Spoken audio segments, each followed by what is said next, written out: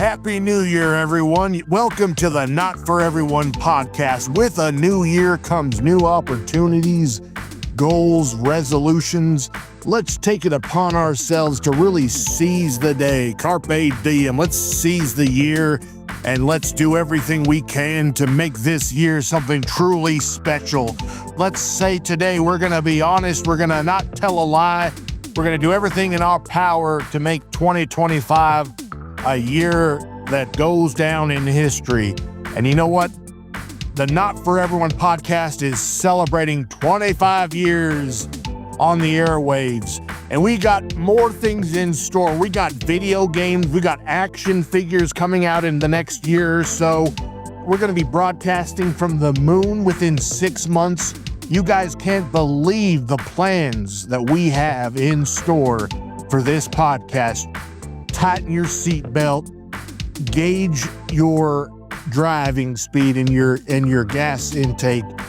Make sure you're in for the long drive. Now, if you don't want to hear Bobby and Adam banter back and forth about the movies they're watching and you just want to hear about the main event, look at the timestamp in the show notes. But hey, strap in, folks. 2025 is going to be a great year. You're listening to the Not For Everyone podcast. Cult Cinema Cocktail, drink it up.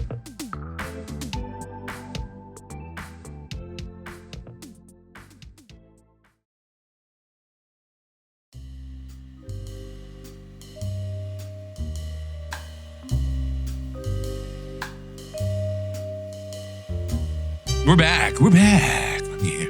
So I had a young lady friend come over to my house yesterday, to hang out, to eat food, that kind of thing, And so she gets to my house, and I'm a gentleman, That's if anything else, the Crude Rude Dude's a gentleman. So I went and bought condoms in advance, just to be prepared, right? What is it, the 80s? What are you doing? It's what people do, man. It's what people do. So I got the wrong condoms, though, because it turns out that there are people. It turns out they were condoms. Yeah. And who the turns fuck? out I'm a grown man. That shit, I can't make anything happen with that shit. Who the fuck wants those things? But we had to go to the store and get different ones because the ones I bought had latex. She has a latex allergy. We definitely are keeping listeners around. So we go to the Walgreens, we buy some of the non-latex condoms, go back to my house. It's party time. So it's a good time, and it lasts a little while. We're not going to get into the gory details of my sexual prowess. Did you make her watch Cop and a Half? Yes. So anywho, I finished up, and here's the thing about condoms, right? Condoms, they're good because they're supposed to keep you from getting STDs and prevent impregnation, right? But sometimes you're going at it, right? And then you don't realize, like, you do your thing, you get your rocks off. Oh, you realize that it may have fucking broke. It suddenly feels much better in here. It's fucking Did someone turn on the air conditioning? All of a sudden this feels, oh, there we go. Yeah, oh, there we go. And the condom was in tatters. It was like in tatters, like an exploded balloon.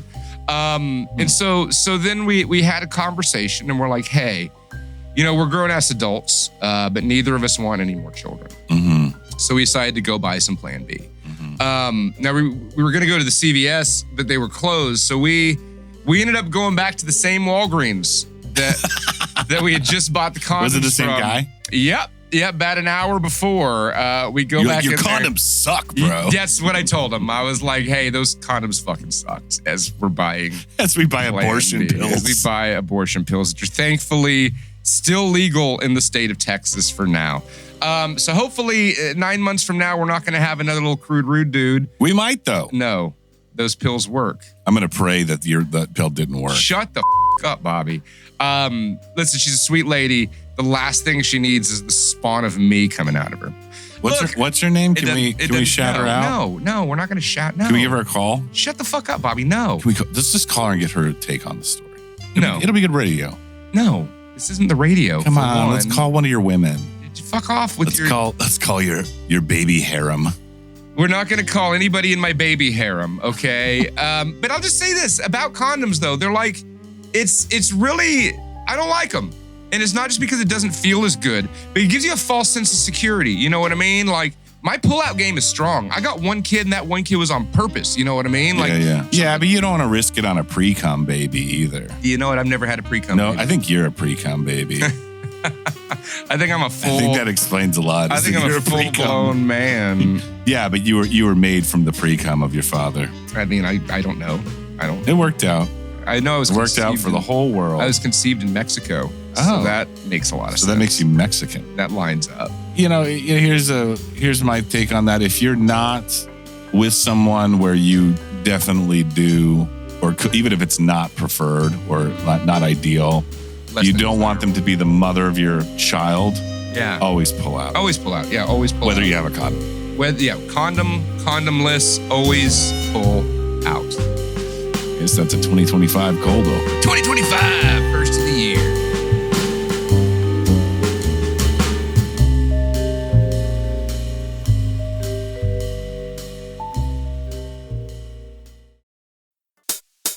Thrill me.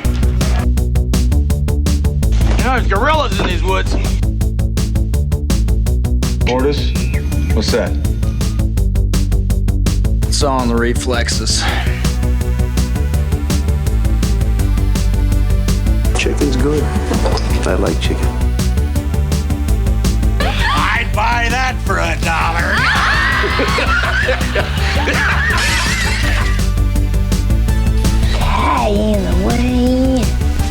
In the wind. Oh, wait. Was she a great big fat person? I drink your milkshake. Carpet Day! You make me want to be a better man. I'm running this monkey farm now, Frankenstein, and I want to know what the fuck you're doing with my time! See you at the party, Richter! Let's amp it up. Let's amp it up a little bit. You're listening to the first 2025 episode of the Not For Everyone podcast. My name is Snobby Bobby, live from the toy room, and in the cuck chair is Crude Rude Dude. Oh, fuck you, Bobby. Crude Rude Dude is in his cuck chair. I'm in Adam's corner where I fucking belong, okay? That is good cuck chair, though, because it's like kind of high, like a lifeguard stand.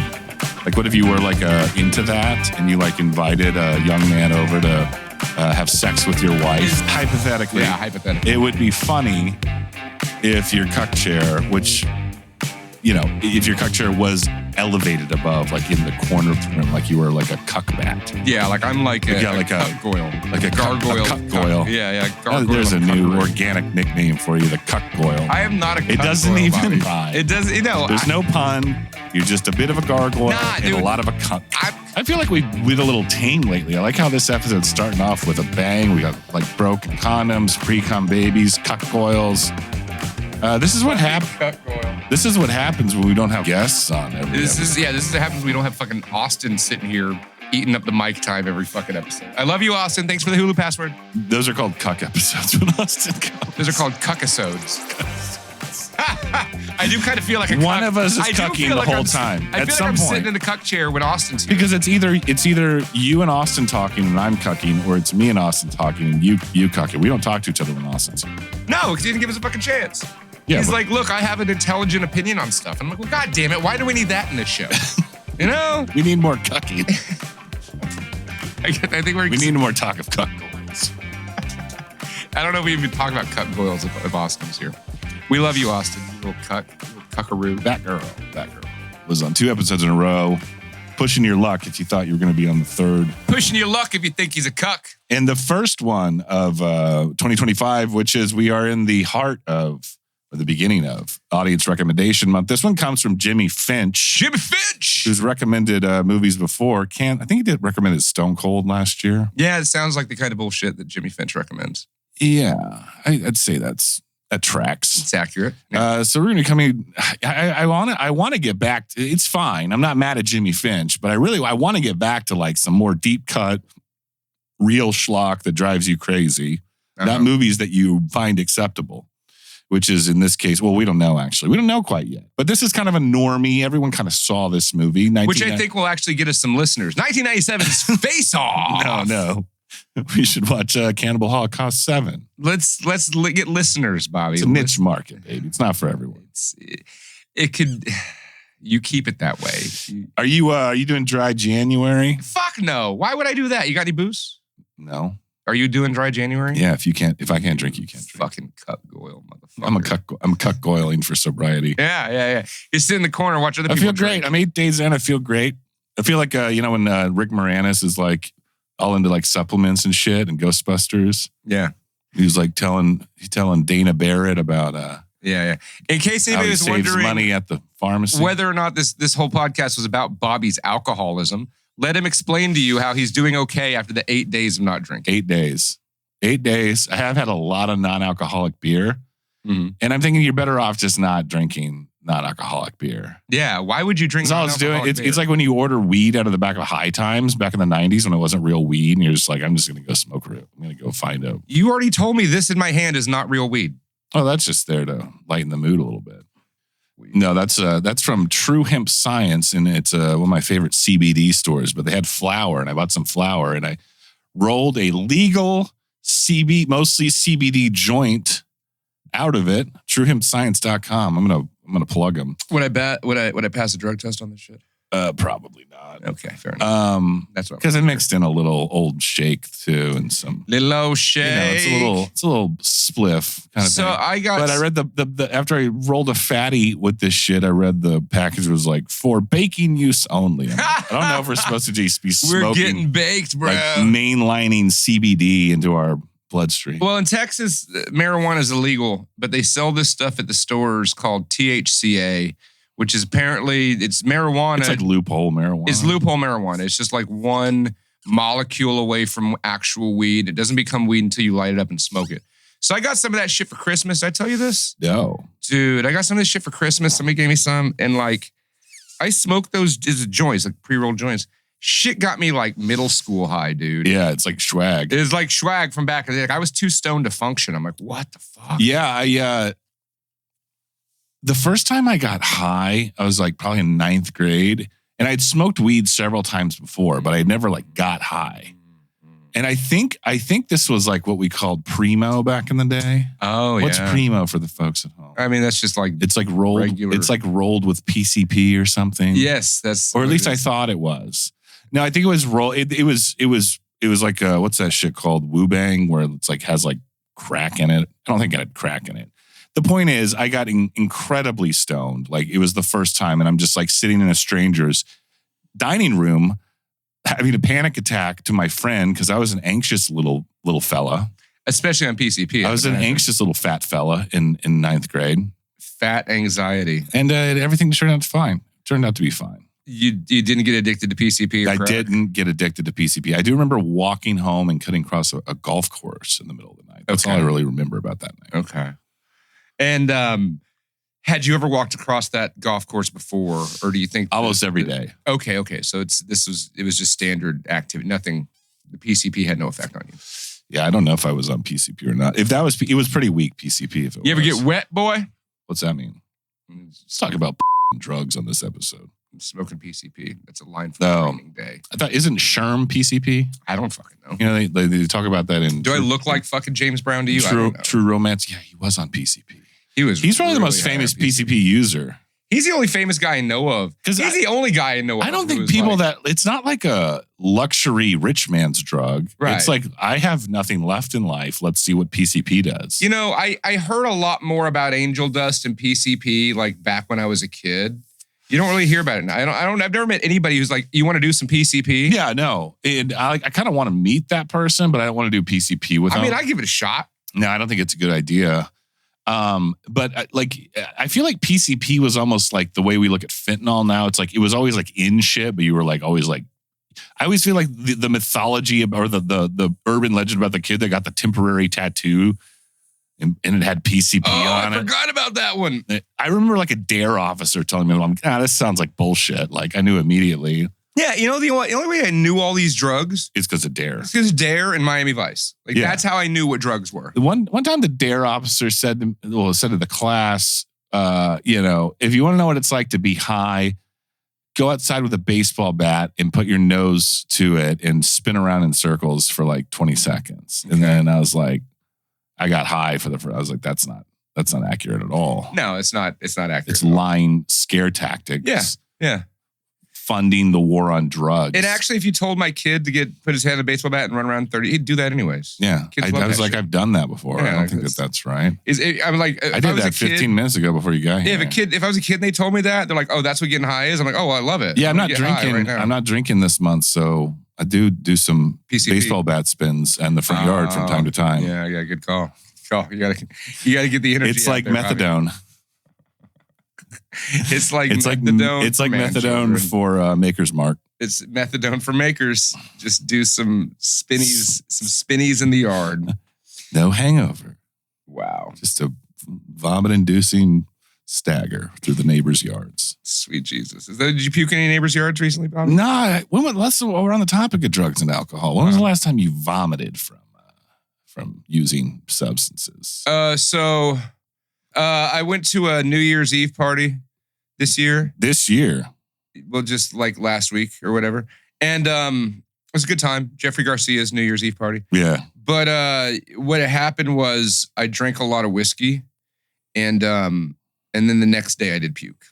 Oh, you puked from a hangover. Yeah, it was a hangover. Okay, yeah, that's a very adult thing to do. Yeah. It's not like you couldn't handle your liquor. Right. It wasn't anything like that. It was like the next day. It wasn't like I was puking from being so fucking ill or anything. It was just. Well, do you remember the last time you got so wasted while you were wasted that you vomited? No. Wow, you're not a big drinker though. No, not really. I have a good method, which is usually like drink water in between my whiskeys, which I didn't do on New Year's. Oh yeah, I call it intermission. Take an intermission. You either, at the very least, drink a Bud Light if you have to drink something. Right. But preferably water or Gatorade. I don't ever want to drink a Bud Light. One time I was, I don't know, it was one of those nights. This was probably 4 or 5 years ago. It was before 2020. I know that much. We were like hanging out. It was a very casual, like adult hangout session. No one was trying to like do shots or get wasted. But for some reason, I was just slamming back cocktails. Sounds like Bobby. Yeah. Sometimes it just, you know what it was? I had been on keto. And the first time you get drunk on keto, it fucks you up because you have like nothing to absorb it. I don't know what that is. But like fat. Is that like ketamine? No, the ketogenic diet. So you're eating only cheese and bacon. And you lose a bunch of weight doing that. It works. Sounds lame. You don't act like you don't know about the keto diet. I don't know this shit. People talk about it constantly. But anyway, I wasn't planning on getting wasted. But then all of a sudden I started just yelling. Remember the movie The Indian in the Cupboard, Adam? Yeah. Whenever he wants to make the Indian go back to being a plastic Indian when there's like adults in the room. It's kind of like like E.T. or what's something else like that? E.T. Where only the kid can talk to the thing. The Muppet Babies, maybe? Yeah, this is like something Muppets like the Muppet Babies. They got to go back to their inanimate selves. But anyway, there's a scene in The Indian in the Cupboard where there's like an adult in the room and he's trying to signal to the Indian in the cupboard that he needs to go back to. He just goes going, plastic, like that. Mm-hmm. For some reason, I was wicked wasted and just started screaming that. And then I went and vomited. How long ago was this, you said? This is like 2019. Oh, wow. You were a grown-ass man at that point. Yeah, I was like 37. Sounds like drunken Bobby. Plastic. Wait, no, I was 37. No, whatever. You don't have to do the math there. Sure.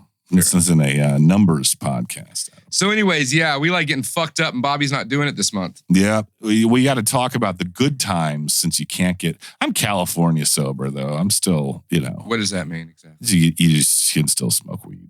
I don't like go hard. Wow. Everybody I know that's told me that they're doing like this no drink January is smoking weed hard. Of course. Hard. It's still better. It's still healthier for you. Oh, sure. I mean, I don't know. I mean, I'm not the biggest fan of alcohol, honestly. It's all right. It's I am. I know. Big fan over here. Definitely my drug. What's your drug of choice, Adam? You can't say anything sexual. No. What's your substance of choice? Coffee. Really? I drink a lot of coffee. You're like a dirty Mormon. I call those dirty Mormons. I guess. The ones that sneak a light roast from time to time. I'm not going to not smoke nicotine or marijuana. Oh, I do love nicotine too. Yeah. But I would say the one that I do the most is coffee. I guess that counts. I guess that's a very adult answer as well. I'm really I woke up with a headache today from staying up too late watching the Chainsaw Man animated series. Yeah, you know what? You can't really. And then I was like, I need coffee or I can't function. Yeah, you can't slam through like 9 movies or a whole series if you're smoking weed and drinking beer all day. Right. You'll go to sleep. I tried to watch Munchie last night. Munchie or Munchies? No, Munchie, the one where Dom DeLuise plays a little rat man. Oh. And he can like summon pizzas for the boy. I'm so glad that we do this podcast about movies. I watched Munchie last night. This is not movie recap, but I did watch Munchie last night. And I was very into it for about the first 40 minutes or so. And then, I was sober, but I was very tired. Yeah. And I had to turn Munchie off and close my little eyes and have dreams of Munchie. Little goblin pizza. Goblins that sound like Dom DeLuise. Dom DeLuise. He also voiced a skateboard in The Skateboard Kid 2. You ever see that one, Adam? No. Big Dom DeLuise fan. Not that era of Dom DeLuise. Don Bluth is responsible for his career. Is he? Yeah, he played like the big fat cat, the friendly cat in American Tail. Yeah, but that was like, everybody knew who Dom DeLuise was at this point. He was a very famous comedian. Very famous. He had a cookbook called like, I'm a Fat Fuck or something like that. I'm a Fat Fuck and you can be too with Dom DeLuise. You sound just like him. I love that book. Did you read it? Yeah. Is that why you're a fat fuck? Wasn't he in a movie called like Fatso? Was that Dom DeLuise? I'm going to look it up. He really leaned into his fatness. Well, this was before. That's when fat was celebrated, like in a fun way, not in an annoying, like accept me kind of way. Yeah. That's when fatness was celebrated in a funny, self-deprecating kind of way. Yeah, Fatso, 1980, starring Dom DeLuise. An overweight bachelor is fat, 40, and fed up to the gills. But when his obese cousin Sal I can relate to dies at 39, he must finally come to terms with his own weight problem. See, they used to be able to make funny movies about fat people, and you can't do that anymore. Is The Nutty Professor considered offensive by the body positivity community? Oh, yeah. I'm 100% sure. Not that I give a fuck about what those people think, but you're not taking away the clumps from me. We don't cancel the clumps in this room. You can't cancel the clumps in the toy lab. Hercules. I think we should celebrate fat people. I think we should too. In uproarious laughter. Yeah, I mean, we should celebrate them in their contributions, but their main contributions is that and this is coming from a fat person, by the way. I mean, I'm not like morbidly. You're not like Dom DeLuise. No, not yet. Right. I told you, I'm going to try to hit like a hard 375 this year. Oh, fuck, Bobby. Why? Just see what happens. I mean, you're a big dude. No, yeah, I know. I mean, you're 6'5" or something, so you probably carry it well. I'm the same size as, what's his name? Don DeLuise. No, Don DeLuise. Yeah, right. No, Don Gibbs from the Bee Gees? No, that's Barry Gibb. Is it Don Gibbs that was in... Never heard of him. No, it's fucking guy from Bloodsport. It's Ogre from Revenge of the Nerds. Oh, yeah, that guy. You're as big as that guy? Yeah, he's like 6'5", like 280. Wow. I'm not quite 280, but it give me a few... You're getting there. I'm getting there. You're getting there. But I can carry it because of my height, right? Has some more pork chops. That's the other thing too, is people don't... Has some more I have very little. bread. I have very little fighting experience because people don't want to mess with me. Same. I just seem intimidating, I guess, because nobody wants to fuck with me in terms of fucking. And then like my wife is like a magnet for crazy people. Mm-hmm. That she married you, yeah. Right. Great point. Yeah. But like, I'm like, how does this happen? I'm like a daunting, towering, angry looking 40-year-old 8th grader. Yeah, no one wants to talk to me. Nobody wants to fuck with you. Yeah. They don't want to talk to you. They don't want to fuck with you. They don't want beef. But I'm nothing more than a skinny Dom DeLuise, if you ask me. Skinny is I used to wear. Skinny is a pretty strong term. What are they called? These derby hats, like the little Gatsby hats. Little gay old man hats, yeah. Yeah, gay old man hats. I wore one to work one time. My boss was like, "You look like Dom DeLuise." Oh, shit. If you want to buy hats like this, you need to go to oldgayliberals.com. Once again, OLDGAY. We're reading liberals. the works of Alan Greenspan this week on our Patreon at oldgayliberals.com. Okay. And then the week after that will be Truman Capote. Yeah, so Bobby thinks he's like the 2025 Dom DeLuise, apparently. Well, remember when we watched what's that guy's name in Deliverance? Ned Beatty. Yes. We were like, Ned Beatty's so fat. We're like, Ned Beatty was not like really, he was like really not fat at all. I'd love to have the body of Ned Beatty in Deliverance.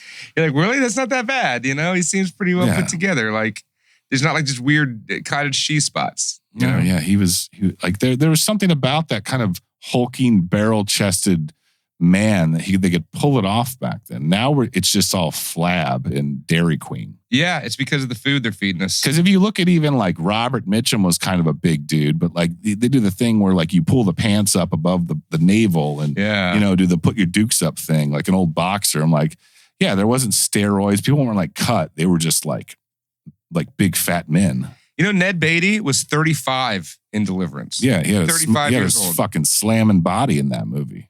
Wow. So if we were to cosplay Deliverance, you would be the guy trying to fuck he had a Ned very Beatty. envy-worthy physique in that movie. Wow. I know. Ned Beatty, Dom DeLuise. Bobby's got a type. It's all sexy fats to me. Bobby's got a type. All right, let's go to movie recap. Adam. We had a lot of time off, or at least I did. For the holidays, watched a lot of movies, didn't do any traveling, did a lot of movie watching. I had like 2 days off for the whole holiday season. Oh, that's sad. It's fine. Christmas Eve and Christmas. Yep. Oh, and I had off New Year's Day. That's 3 days. I guess that's 3 days. That's something. That's not bad. So I watched a bunch of movies. I watched a movie that I went to the theaters to see. And I'm going to tell you a little bit about it now. It's a new movie. It is something that a lot of people that listen to this podcast probably already went and saw or have been anticipating going to see. And that is Robert Eggers' Nosferatu. I'm glad you saw it because we should talk about that movie. I saw Nosferatu. I like Nosferatu. I like all the Nosferatus. I've seen the old ones multiple times. I have a question. Is the Klaus Kinski one silent? No. I haven't seen that. I don't It's think. Werner Herzog. There's talkie. There's talking There's in talkie. Now, the thing about it is, okay, so here's a little interesting history on Nosferatu. The first movie was made in 1922. It is a blatant ripoff of the story of Dracula. It's 100% the story of Dracula. Yeah, it's like it doesn't try to hide that. They just changed the end. Well, they changed the names in the original movie. It's not Count Dracula, it's Count Orlok, right? Right. But it was so close to, being the story of Dracula that the family of Bram Stoker literally sued and wanted to have it stopped and wanted to have all copies of the film Nosferatu destroyed. Oh, I guess they were trying to do it on the sly. Yeah. And so they got in trouble for it. And apparently they did go and try to delete all of the copies. I'm going to say the family of Vlad the Impaler. The family of Vlad, the Tepish people were they not... They teamed up with Bram Stoker. Bram Stoker. Stoker and the Tepish were like, no, you cannot do that. So anyways, they went and destroyed a bunch of the copies. And it was like a lost film. And then they found a copy. So all of these copies of the original Nosferatu from 1922 that are floating around was after they tried to destroy it. Now, well, it's really easy to get a hold of that now. Now, yeah, for sure. But it's like, I would say it's like when I think of silent films, that's like the first one that comes to mind. It's the most prestigious silent film. I mean, like, what other movies can you think of that were made over 100 years ago? That Tonight music video? Yeah. What was the movie called? Funny Thing Happened on the Way to the Moon. Journey to the Moon. But anywho, the point is there was also Birth of a Nation. No, we're not going to talk about that. The Klan propaganda film. I'm telling a story. It's a good one. It's classic cinema. The filmmakers that made Nosferatu, the original ones, there's that W.H. Murnau guy, right? And then there was another guy. Now, they also made a great movie about Nosferatu called... Shadow of the Vampire. Oh, it's fucking fantastic. It's fantastic. Which Willem Dafoe is in that as Count Orlok. Does he play Count Orlok in the Nosferatu movie? No, I don't think so. But no, the new one. No, he does not play Count He's in Orlok. it though, right? I'm going to get to that, Bobby. All right. Can I fucking talk? It's been so peaceful. Jesus. Well, but then I start trying to talk and you fucking You talk over me. Anyways, so one of the other guys that was in charge of making Nosferatu, I think it was some guy named Albin something. Anywho, this guy was heavily involved in the occult. Like this is in the original 1922 one, right? Heavily involved in the occult. To the point that this guy was literally part of Aleister Crowley's inner circle. Sure. Like he was the real deal of those weird cult fucking magician guys back in the day. And that's one of the guys that made the original Nosferatu. Like all the old paintings and pictures, and he was like the art director and shit. It was all by this one guy. So I would just think that a movie that's like stayed significant for over 100 years, maybe that cult magic had a little something to do with that. I would agree. Yeah. And so then Klaus Kinski and Herzog remade it in the 70s. And it's a great film. They change it up some. They actually call Klaus Kinski, he's just Dracula. He's not Orlok in that. He's just Dracula. Like they just. Oh, really? They just like went with that. They just went with it. I need to watch that. If I've seen it, it's been a long time. It's streaming on everything for free. It's good. But then we come to 2024 and they made a new one and it is fantastic. Now Timothée Chalamet plays Dracula in this one, right? No. Oh. No. Getting that confused with the Bob Dylan movie. Oh, fuck that. Oh, we're not going to talk about that. It's got Nicholas Hoult, the guy who played, the Beast and Witness Me. Yeah. Yeah. It's got Aaron Taylor Johnson, who was Kick-Ass. I like that Nicholas Hoult. He's a good actor. He's a good actor. Aaron Taylor Johnson's a good actor too. I just watched him in Craven and it wasn't bad. What else is that guy? I don't know that name. Aaron Taylor. He was in Craven the Hunter. Yeah, that's not helping me put a face to it. He was in that. Fucking Craven the Hunter. He was in Kick-Ass. He was Kick-Ass. Oh, Kick-Ass. He was a kid in that. So he's in it. It's got Willem Dafoe as the Van Helsing character. Interesting. It's got Johnny Depp's daughter as the main character in Nosferatu. And then you've got playing the vampire, Count Orlok. They went back to Count Orlok. Bill Skarsgård, who played Pennywise. Yeah, that works. And I'll say this. He is totally unrecognizable as Bill Skarsgård. Like, he's as good as Colin Farrell as the Penguin. Like, you would never guess that was him playing. When that guy was up and coming, all the fucking nerds got real mad about him and Pennywise and all that stuff. And he proved it. I call it the Heath Ledger effect, or even the fucking, there's other examples as well. Mm-hmm. It's the Heath Ledger effect. But he's not dead. No, but what I'm saying is, like, you have someone playing an iconic character and it's like a young, up-and-coming, good-looking actor, and all the fat chud babies out there are like, no, I want Jack Nicholson as the Joker. That's what I remember. Sure. So, Nosferatu 2024. I like Robert Eggers. I've liked every movie that he's made. I really enjoyed The Witch. They make a baby into jelly in the first 20 minutes. I like The Lighthouse. There's like weird masturbation and like Neptune god shit. I just like the idea of two men being alone in a lighthouse. You know what I mean? Just desperate and alone. Mm-hmm. Craving human connection. Wow. Love The Lighthouse. I really like The Northman. I think The Northman is like the best fucking Viking movie. It's probably fucking badass. And he does not drop the ball with Nosferatu. It is beautiful. It is the cinematography. I didn't know that was the director until just now. Yeah. I don't pay attention to this shit at all. This is why cinematography is fantastic. Every shot is lined up. There's a lot of like really good. Every shot is lined up. Just lined up spectacularly. There's a lot of good like outside shots in the Werner Herzog exterior Nosferatu, shots. Sure. But I think the Eggers did it better. Like it's prettier than Herzog's Nosferatu, but it's very pretty, which is a very pretty movie. But no, dude, it's a really horny movie. It's a horny movie. Yes. There's a lot of sexuality. Is there any cucking in it? Kinda. There is vampire dick. It does show. All right. Does that have little fangs? Unfortunately not. Little fangs coming out of the pee hole? Oh, God. Can somebody use AI to make Nosferatu's Orlok little fang dick? They did it with Teeth, with that movie Teeth, with the vagina. Yeah. Why not? My problem is with like male nudity in movies, they never have boners. It's always just. That is a problem. Isn't that a problem? It's always just limp dick. I want a big erect. Look, I'm just saying, like, you can go on your phone, you can see boners all day on the internet. You know what I mean? Like, you watch porno, there's boners in them. Why not have them in regular movies? I'm just saying, like, what's the fucking point? You don't know if the guy's a shower or a grower, you know? Like, show them at fucking full mass. Usually they don't put growers in a movie.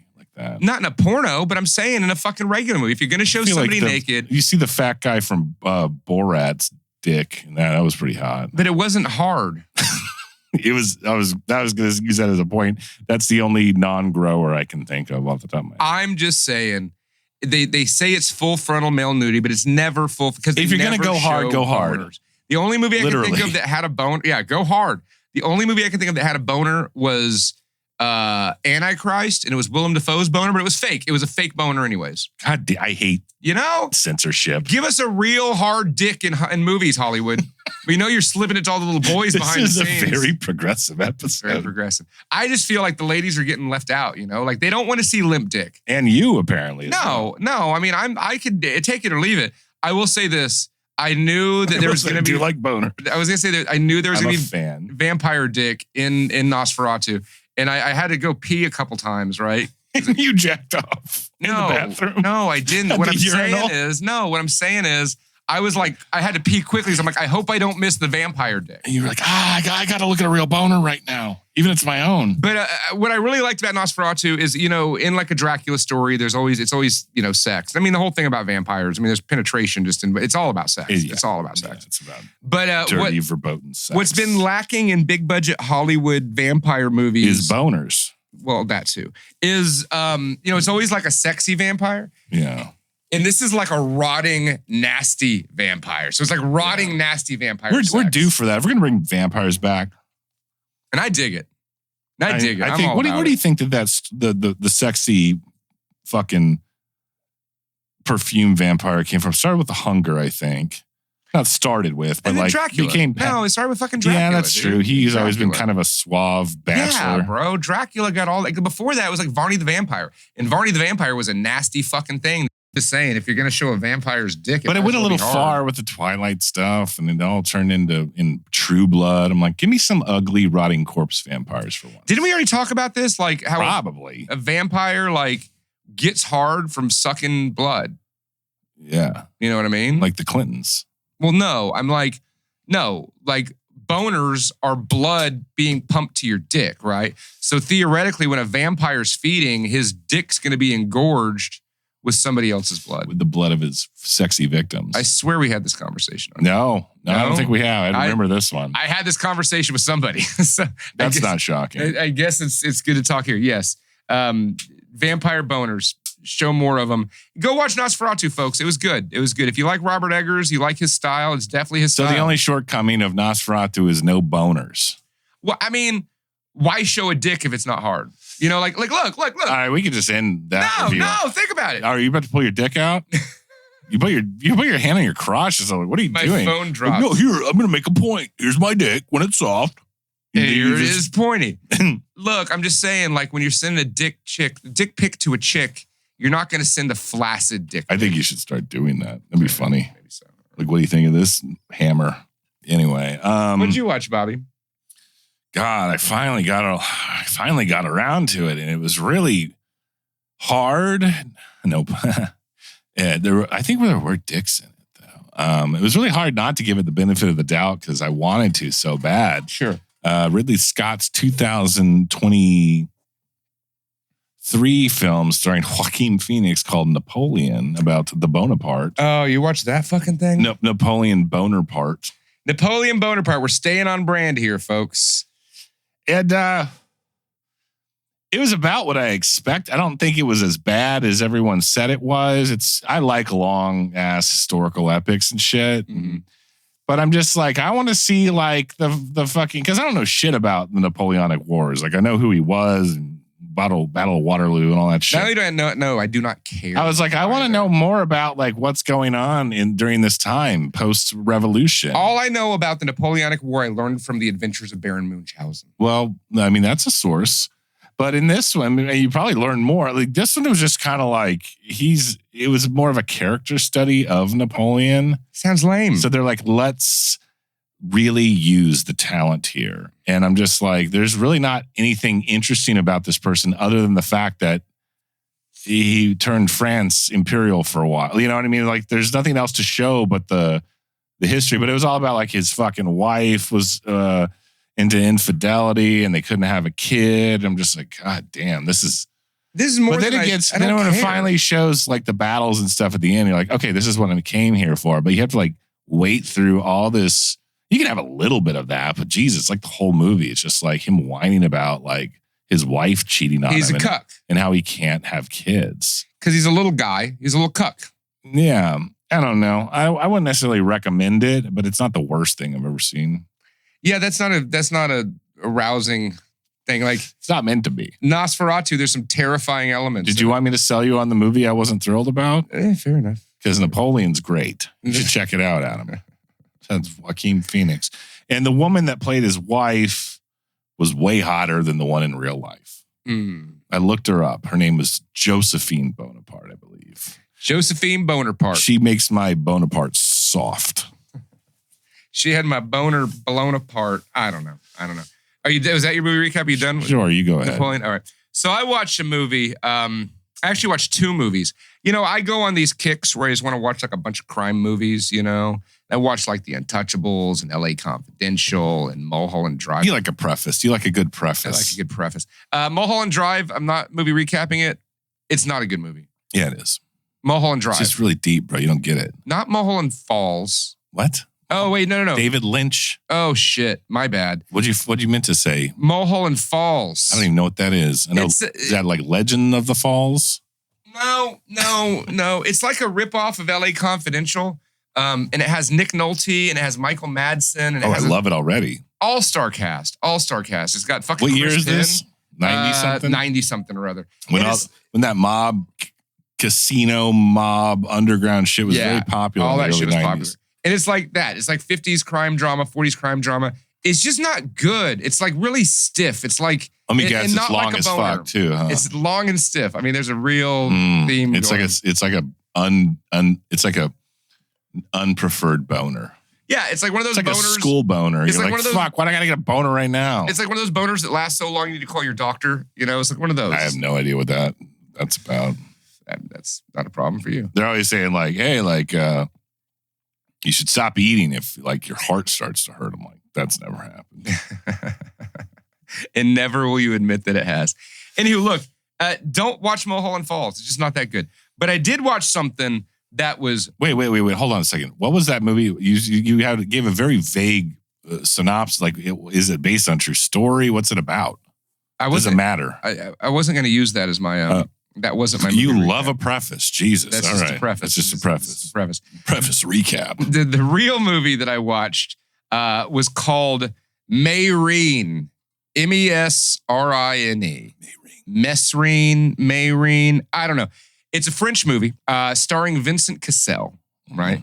And it's a true story about a dude. It's a true story about surrender. About a dude named Jacques Mesrine, who was one of the most prolific criminals of the 60s and 70s in France.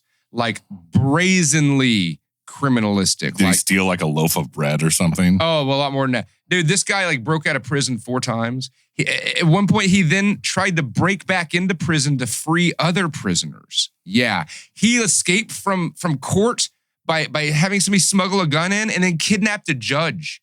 Like, this dude was a fucking badass. Mm-hmm. So there's 2 movies. It's called Mesrine, Killer Instinct, and the other one's called Public Enemy No. 1. And it's just like, it's a biopic. And it's just a biopic straight up of what this dude did in the 70s. There's 3 movies about this guy? 2 movies. And you watched both of them? I watched them both. They're both on Tubi.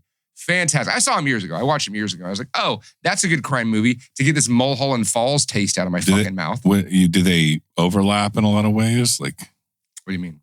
Like, are there scenes in both movies that are similar and stuff? Yeah. Well, I mean, it's 2 movies. Story of a guy. It's a sequel, right? Like, the first scene is also the last scene of the movie. Oh, it's a sequel. Yeah, it's 2 movies. Oh, I thought it was like 2 biopics about. No. It's both. They both star Vincent Cassel. It's like a continuing story. Like part 1 is Killer Instinct. Part 2 is Public Enemy. What year is this?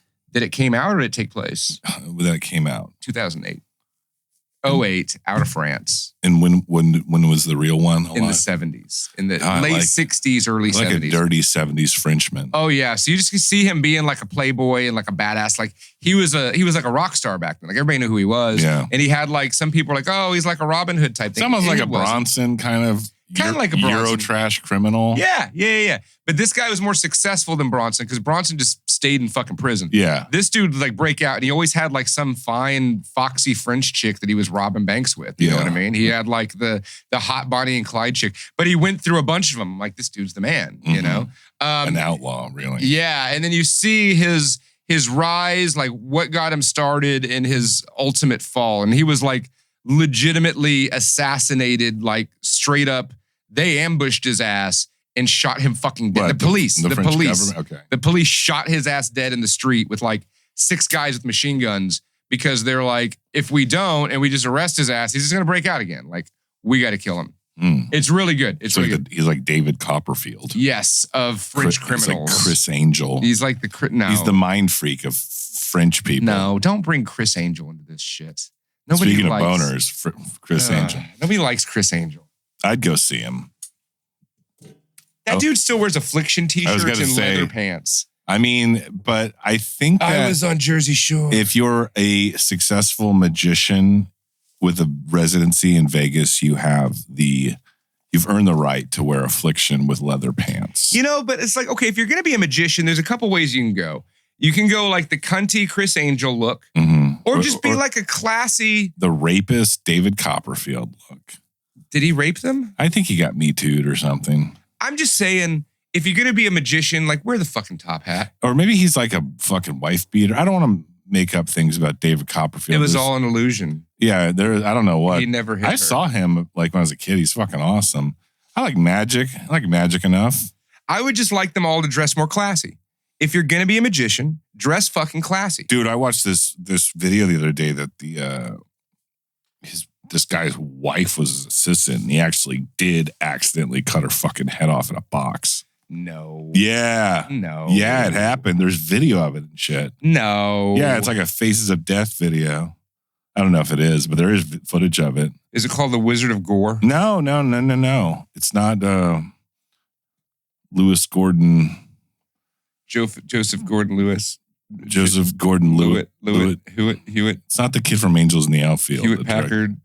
Yeah. Hewitt Packard Bell. What am I thinking? Who's that director anyway? Jonathan Gordon-Lewis. Yeah, I know who you're talking about. Yeah, Jonathan Taylor Thomas. Yes. Directed Wizard of Gore. In the 70s. It wasn't that good. So what did you think of this movie you were talking about? What movie were we talking about? Oh, somebody beheaded his wife. Yeah, we were talking about magic. I thought I'd bring that up. Okay. Good magic movie is, what's it called? Magic. The Prestige. Prestige is a good magic movie. Oh, yeah. The Prestige is in my top 10 favorite movies. That might be, in my opinion, Christopher Nolan's best movie. It's fantastic. Easily contendable. Is it your turn? What else did you watch, Bobby? I watched a French movie in Nosferatu. Well, we've talked about it before. I'm just late to the party. Oh, God. But I watched Alien Romulus. Old news. What'd you think? It's whatever. That good, huh? The cast was like, it felt like a CW show. It's like It felt like a fucking CW show. I described it on Letterboxd as like Kids Bop covers of your favorite scenes from the Alien franchise. That wasn't that bad. It wasn't that bad, but it's also like I don't think it's deserving of the Alien. It felt like they were remaking Alien for like kids today, which is like granted, I get it, but it was fine. I did like there was something about like the tinge of color or the lighting that looked like Aliens in a lot of places. Like they just made you feel like you were watching Aliens a bunch. Yeah, because they used a CGI Ian Holm. And they also stole a bunch of fucking shit from that movie. No, but seriously, the way it looked was amazing. I just was like neither here nor there about it. Like it was fine. I saw it in the theater. I enjoyed it. It's not my top Alien movie. I don't want to. I think Alien is such a robust. They've done a lot with it. It's such a robust universe that they built. There's no reason to rehash things. It's just do something.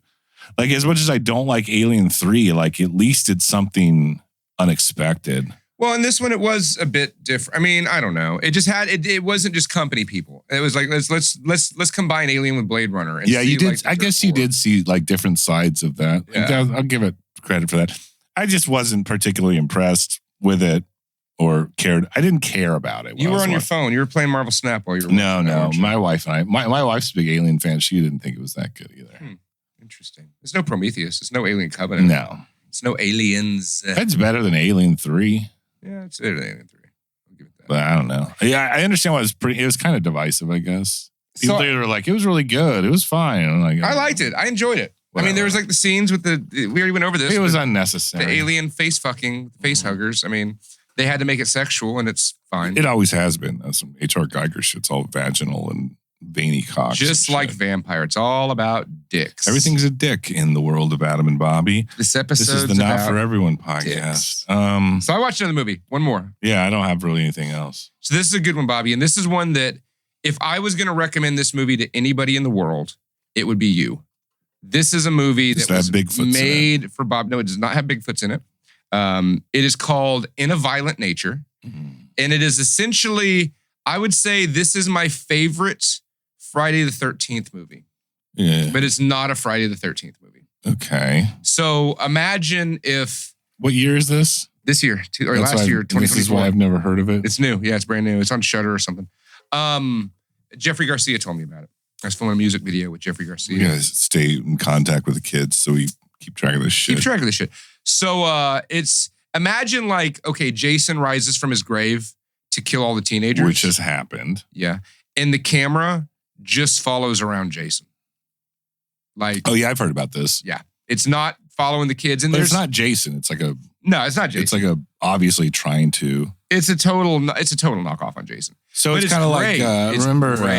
It's great. Remember the true story of the Three Little Pigs, Adam? No, let's hear it. No, but you remember like that author in the 90s, I want to say kids books, he did like the Stinky Cheese Man, all those weird illustrations. It was all like kind of fractured. Goosebumps? No, it was kind of like fractured fairy tales, like different angles and perspectives in a comedic way for kids of fairy tales. No. Or there's the true story of the Three Little Pigs. Green Jello. And the whole, yeah, well, sure. But my point is that book was the Three Little Pigs told from the perspective of the wolf. I'm the wolf. And Glenn Danzig is in it. I'm the wolf. Doing the soundtrack to the book, The True Story of the Three Little Pigs. Sure. So your local elementary school library. That was a nice little aside. So In a Violent Nature, once again. God, I'm full of them. Is about, it's like a Jason movie, but you're following the Jason character. So there is quite a bit, it's kind of slow, but it's only an hour and a half, but there's quite a bit of like, you're watching him like walk through but you ever wonder how does Jason get to them? Like, here's how, and then the kills are... These are like teleport powers? No. But the kills are spectacular. And there's really some, it takes that genre, that slasher camp genre, right? And really gives you a different perspective. Is it all POV? No, it's like the camera's following him around. Okay. So, and then you'll hear like the backstory of what's going on because there is a group of campers, right? And they do some dumb shit that's going to get them killed. And you hear what they say, but every time you're watching them, like the bad guy's there. He's in the shadows watching, right? Like he's around the corner. So it's never like they leave him for much time. Like the majority of the time the camera is following that guy. Now, you say you would recommend this to me because I'm a big Friday the 13th fan, but one of the main things I love about Friday the 13th is that it is really campy and there is like silly characters that don't really matter. Like, is there any of that 80s camp in it? I mean, there's a little bit of camp in it. I mean, like the characters you like get Crispin Glover's dancing in part 4 is just so memorable. It doesn't have any of that, Bobby. Oh. It doesn't have anybody getting there. Dude, the kills are so fun. Crispin Glover's in this movie? For fuck's sake. In a Violent Nature is probably the best Jason movie to come out since Jason movies have come out. Since Jason Takes Manhattan. Since before that. But yeah, it was really good. It's really good. I mean, you get to the point where it is better than Jason Takes Manhattan. Oh, yes. Oh, yes. Wrong. I'll give it a shot. I'll check it out. Give it a check. In a Violent Nature. I really enjoyed it. I think it was good. I think I want to see more of that. All right, Adam. I think it's time to start to slowly move into the topic, the main topic of tonight's episode of the Not For Everyone podcast, which is the Jimmy Finch recommended 1997 film, Face Off. Starring John Travolta and Nick Cage. God bless These are kind of peak 90s roles for these two gentlemen. The action scene was pretty thriving at this time. Mm-hmm. 90s action doesn't get enough credit. I don't think. You had Speed, you had Point Break, you had Johnny Mnemonic, you had The Matrix, you had you know what I mean? They're making a remake of The Matrix. You had Point Break. You had everything that was, I mean, you had Arnold, you had fucking Stallone, you had fucking Steven Seagal, like so much shit in the 90s. Yeah, you had Keanu Reeves. He's in a lot of them. So I want to play a game with you, Adam, a little kind of a trivia game. Okay. Called Travolta, Cage, or Kim Jong-Un. Okay. I'm going to name a famous peculiar rumor or fact about one of these gentlemen. And I'm going to guess which one it is. You have to guess Travolta, Cage, or Kim Jong-Un. Okay, so you ready for this? Let's see how close these people are in real life. For example, is a prominent member of the Church of Scientology. Its association with the church generated various rumors and widespread speculation over the years. Am I doing this for comedy? That would be realistic? I'm starting on the easy ones. John Travolta. Okay. All right, let's amp it up a notch. Not Kim Jong-Un for that one. Was considered for the role of Apollo Creed. Really? Any one of these guys? Mm-hmm. It's not Kim Jong-Un. It might have been. That'd be a very different movie. Yeah, I think he was considered for the role of Ivan Drago. Yeah, I think so. When he was a baby. He was young. I'm going to guess, I want to say Nick Cage, but I'm just thinking of the timeline. I think it'd be John Travolta. Isn't that weird? As Apollo Creed. Yeah. It was Travolta. Yeah, John Travolta was considered for the role of Apollo Creed. I always liked the racial tension in the Rocky series. Yeah. I mean, I think that's... I'm a fan of racial tension. That sounds about right. That lines up. I don't see him as Apollo Creed. I see Carl Weathers as Apollo Creed. Yeah. But, I mean, the arms on John Travolta have never been... Maybe he buffed up. I don't know. It's weird. I would probably... Not that it really mattered. Like, I think Apollo Creed and Stallone and Carl Weathers are more or less like they would be in the same class in boxing. Right. I'm pretty sure Travolta's a pretty big dude. I mean, I don't know. I could be wrong. How tall is he? How tall is John Travolta? He's taller than fucking Stallone, I'm sure. 6'2". My mom's taller than Stallone. How tall is Sylvester Stallone? It's like 5'4". 5'10". That's a lie. That Google's lying. There's no way Stallone's 5'10". Yeah. Fuck that. His publicist yelled at Google. How tall is Apollo Creed? Oh, wait. Apollo Creed is a fictional character. 2'5". It says 2'5". What the fuck? Carl Weathers is 2'5". Wow. They got to make Rocky look big. Okay, so that's interesting. Travolta as Apollo. I don't know. Interesting. Yeah, Travolta was considered for the role. All right, let's go to the next one. Moving on. All right. I'm 2 for 2. Both Travoltas. 2 for Travolta. Various myths around his family, including extraordinary tales of achievements and divine abilities. I mean, a lot has been said about Francis Ford Coppola. I'm saying this is probably between Kim Jong-Un and Francis Ford, or Nicolas Cage. I'm going with Kim Jong-Un. I think either one of them. I think either one. I mean, mystical powers. We all know that Coppola is known for his mystical powers, mystical prowess. Coppola has a lot of really great movies. Yes. Magical. All of them are fantastic. All of Coppola's entire catalog. Everything. Really? Let's take a deep dive on that. Sure. Let's do a little aside here, and let's look at Francis Ford. What is this? The father of Nicolas Cage? This is uncle. Nicolas Cage, who famously... Sofia Coppola's his sister? His cousin? Who? His wife? Francis Ford? No, Nicolas Cage. Cousin, I think. They got to be cousins. Let's look at his filmography. I didn't see Megalopolis. It's amazing. I didn't see Twixt. It's amazing. You're just saying shit. I didn't see Tetro. I didn't see Youth Without Youth. I've never even heard of these. All right, let's go to the next one. Okay, let's just move on. Let's just say not all of his movies are great. Godfather 3 wasn't that good. Groundhog Day 3? Godfather 3 was fine. I try to get out, they pull me right back in. It's fine. It's just not The Godfather 1 or 2. It's true. Claimed to be influenced by German Expressionism and often seeks inspiration from unusual places, including animals like cobras and sharks. I'm going to go with Nicolas Cage. Why? Because that sounds like me. Cobras and sharks give it away for some reason. Cobras and sharks. Right? Cobras and sharks. I'm inspired by cobras and sharks because I'm also inspired by Nicolas Cage. So I'm going to say Nicolas Cage, but that could also be Kim Jong-Un, but I'm going to say Nicolas Cage. All right. Smart Money says Nicolas Cage. And the answer is... Oh, you're right, yeah. Nicolas Cage. That's right. I'm 4 for 4, folks. 4 out of 4. Multiple instances where he has disappeared from the public eye for extended periods due to political uncertainties. Huh. It sounds like Travolta because of Scientology. Sounds like Nicolas Cage because of his. This is a good little trivia game here. I'm gonna say Kim Jong-Un. You're right. Oh yes, you're doing good. 5 for 5. All right. Here's where it gets. Tricky. Here's where it gets interesting here. Could be again. This could be one of all three of them. Famously turned down high-profile role of Forrest Gump. Oh, really? Turned down the role for Forrest Gump. I mean, that could be any of them. It's anybody. It could be any of them. I mean, I'm thinking of the timeline, and that could be any of them.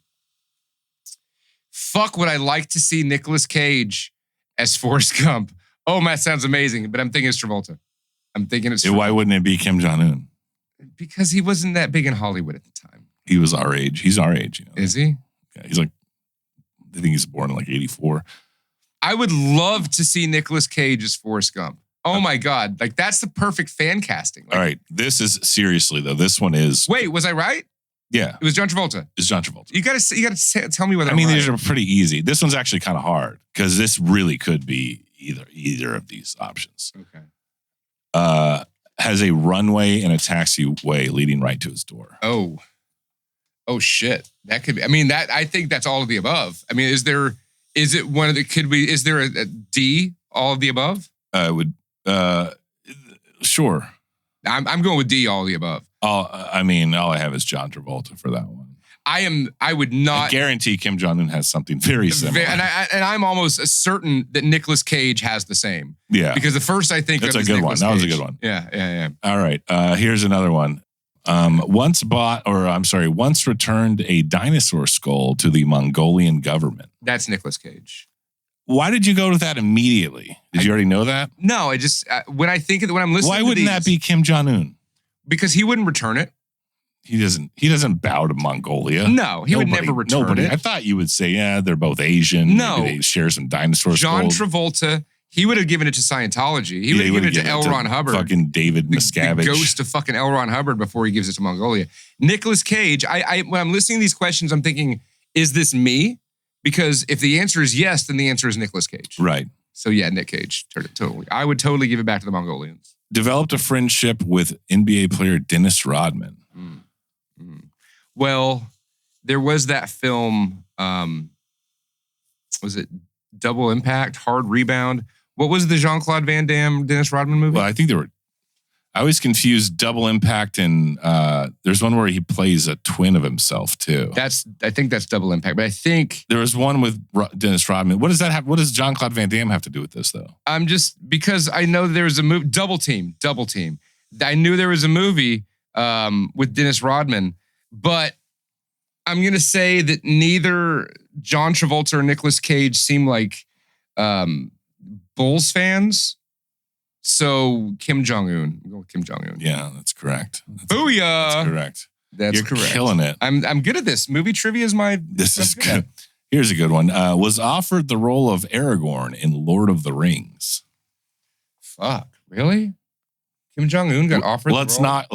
Let's remove Kim Jong-Un from this. Okay. Because I'd love for that to happen.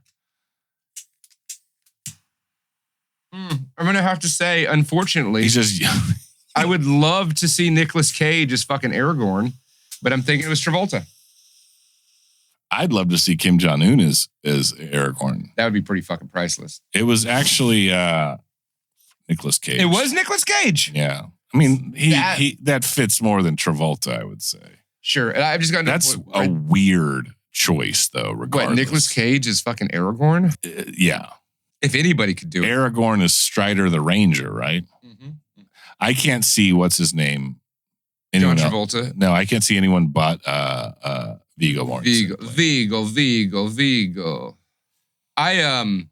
I think that movie would have been better. It would be so weird with either Nicolas of them. Yeah. I think that Rocky would have been better with Nicolas Cage as Apollo Creed. I think that Nicolas Cage he was even at the time kind of a punchline that like you just couldn't take the Lord of the Rings as seriously. I think it was a wise move not to cast him. I don't know about all that. I don't know about that at all. I mean, look, like at this point, this was just a few years. I think 2001 Nicolas Cage was pretty top of the shit pile, if I'm being honest. The early 2000s were good. That was like Matchstick Men and... That's what I'm saying. What are you saying? I'm saying that Nicolas Cage at that point was when he was like respected. Yeah. He did The Family Man. The Weatherman, Lord's War. I mean, he had just come off. He did The Wicker Man around then too. I don't know. The Wicker Man might have been a little later. I think it was like 2010. Yeah, that's way later. I mean, he had already done Leaving Las Vegas 5 years ago. Like he was still Leaving Las Vegas. He won an Oscar for, if I'm not mistaken. Right. He was in Wind Talkers at this time. He was an adaptation at this time. He would have been a serious. Art. He would have been serious. Yeah, for sure. Yeah, I could see the art. It's still weird to think of fucking the guy from Face Off. I think that maybe I would like Lord of the Rings better. Oh, Gone in 60 Seconds was around that time too, which was a fun movie, but it was before he went completely crazy in his roles. There's not really an era, I mean, until later on. Like up until the mid-2000s, like Nicolas Cage was respected. It was like all good shit. I think where it started going down was, if we're going to be honest, National Treasure. He got into Disney and that. No, those are beloved films. No, we're talking about when things went for the crazy in a good way. I'd say like Drive Angry, even maybe Ghost Rider. That wasn't an unhinged. When did it start getting unhinged? I mean, okay, he did World Trade Center in 2006. Oh, fuck. That movie's terrible. But he also did The Wicker Man in 2006. Then he did Ghost Rider in 2007. So what you're saying is immediately after his kind of art house era where he was kind of respected, that's when everything... That's when it started going... No. Because when you look at Nicolas Cage's career, his entire career... It was his birthday recently, by the way. God bless you, Sir Nick. If you look at his entire career, it's like... It's a mixture the whole time of batshit crazy and serious. And that's what's good because like Deadfall, which is arguably like, in my opinion, his batshit craziest role was 93. Yeah, I guess he was doing like... He was in like Wild at Heart. He acts fucking crazy in that movie. Yeah, and then he did Firebirds that same year, and he plays it straight in fucking Firebirds. You know, like he did the Vampires. He did Moonstruck, Raising Arizona, like Valley Girl. Are you kidding me? Right. Let's go. He was in the Cotton Club by Francis Ford Coppola. Like his whole career, he did Rumblefish after Valley Girl. Like this dude's career has been just a cavalcade of I'm going to do all the movies. Speaking of careers, here's the next factoid. God bless Nicolas Cage. Godzilla bless you. Dabbled in music and released several singles, achieving a hit with Let Her In. Say Kim Jong-Un. That your final answer? I'm serious, dead serious. No, is it Travolta? It's Travolta. It's fucking Travolta. Of course it's fucking Travolta. His son was named Kal-El. Kal-El? Like as in Superman's birth name. Oh, that's Nick Cage. Yeah. Kal-El. Kal-El. I'm not a fucking nerd. Okay. Let's do one more. Uno mas. Let's do one more, Adam. For those of you keeping score at home, I'm winning. His distinctive haircut is a source of much discussion, reportedly enforced as a preferred style of men in North Korea, although this has not been confirmed. I'm going to say John Travolta. You got it. Travolta for the win. And that one, I think you masterclass that one. In this edition of Travolta, Cage, or Kim Jong. You know, when we talk about Travolta and Cage, and let's just take Kim Jong off the table. Listen, this isn't North Korea. Okay. I'm sorry for your loss. They're listening right now since we said his name. I know. But between Nicolas Cage and Travolta, like, Nicolas Cage is somebody who I really admire as a human being and as an artist, you know? As a person on the planet. Yeah, just the fact that Nicolas Cage exists and I exist in the same world and I can wear a t-shirt with his face on it and watch his movies anytime I want, it makes me very happy. I don't feel the same way about John Travolta. I would agree, and rarely, as much of a kind of a punchline caricature of himself Nicolas Cage is now, rarely am I not entertained by anything he's in. He's always entertained. He's in bad movies. Yeah. But I'm not bored with him or his performance. Like, The Wicker Man is very so bad. It's like it's fine, but it's ridiculous. Yeah, I mean, it's terrible.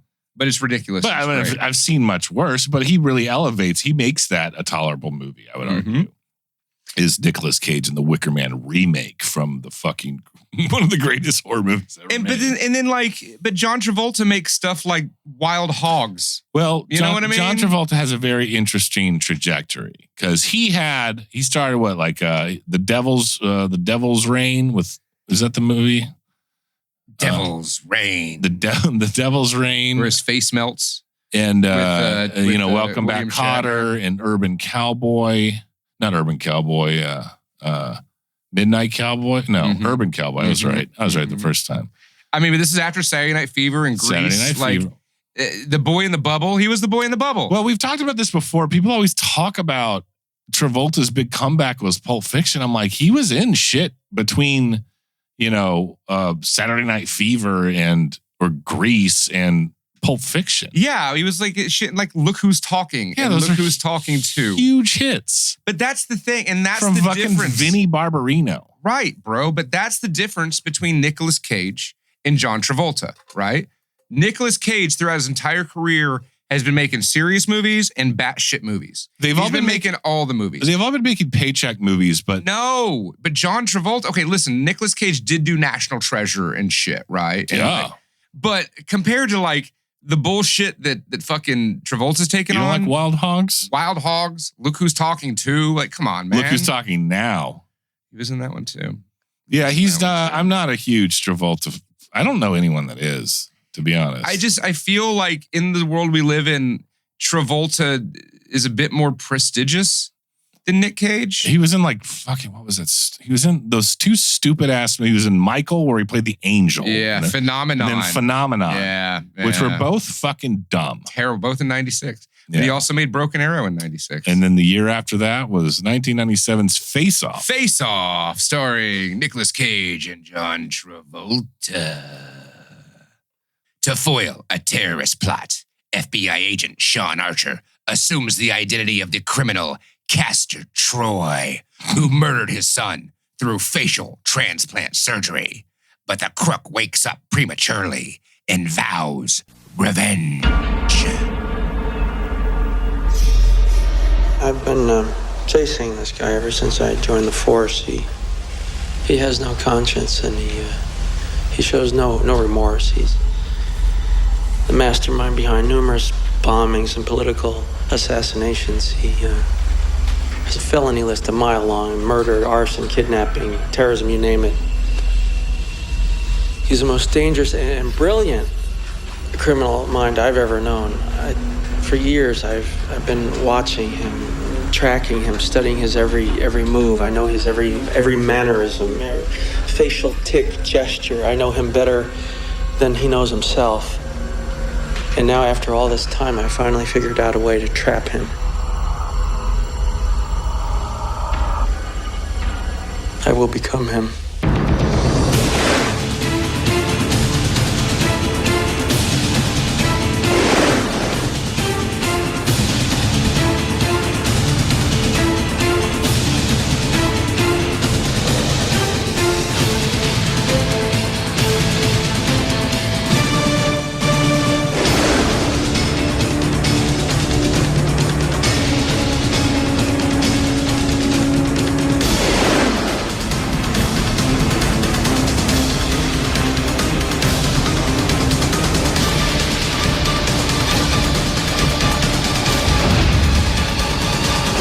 don't care if I live. You're not having any fun, are you, Sean? Try terrorism for hire. We'll blow some stuff up. It's more fun.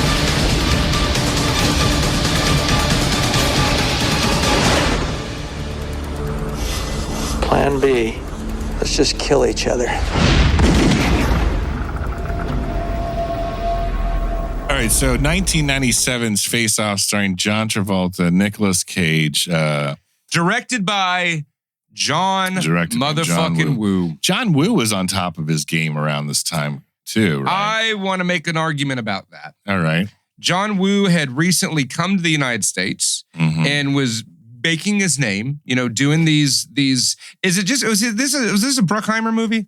Because back then when these were coming out, that's a good question. These seemed more like Jerry Bruckheimer films. Everything seemed like Jerry Bruckheimer. Right. 97. Right, exactly.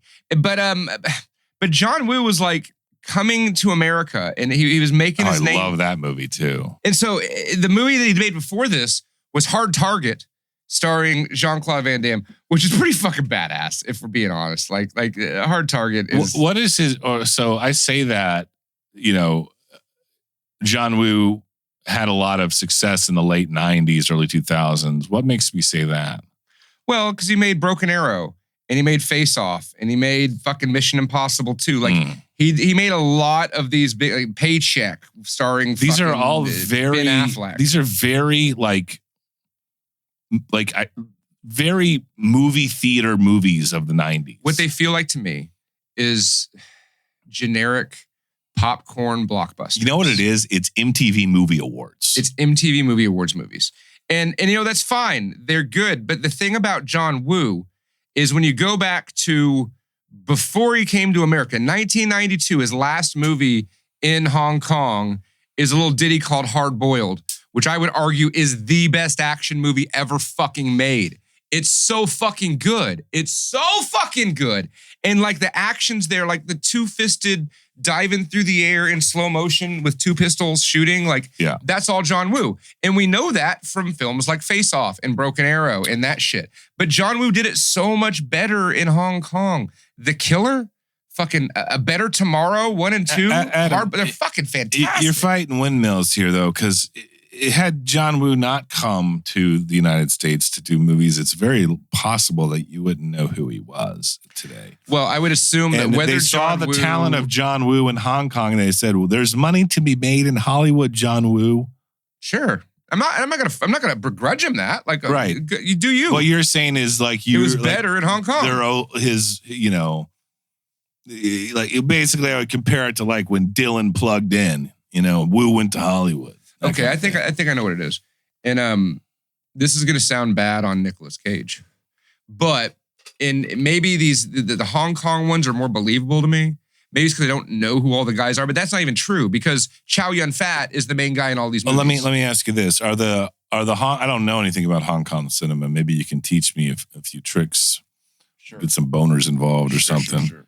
But are the premises of those movies as ridiculous as a typical American action movie of the time? I mean, it's not as... Is it a lot of Japanese mafia, kung fu shit and action? Well, Hong Kong is China. Yeah, I know. Not Japan. But they're like crime movies, right? It's like criminals doing criminal shit, you know? Japan. I think, in Hong Kong. We got to free Hong Kong. And so the thing is with something like this, like Face Off, it's obviously a John Travolta, Nick Cage vehicle, right? Well, it's like them being goofy, over the top. It is that, but I got to take this aside real quick. Considered for the roles as a duo was Stallone and Harrison Ford. Wow. As well as Johnny Depp and Arnold Schwarzenegger. Oh, wow. Wait, really? And I think about that after... Wait, what was the first one? Stallone and Harrison Ford. Interesting.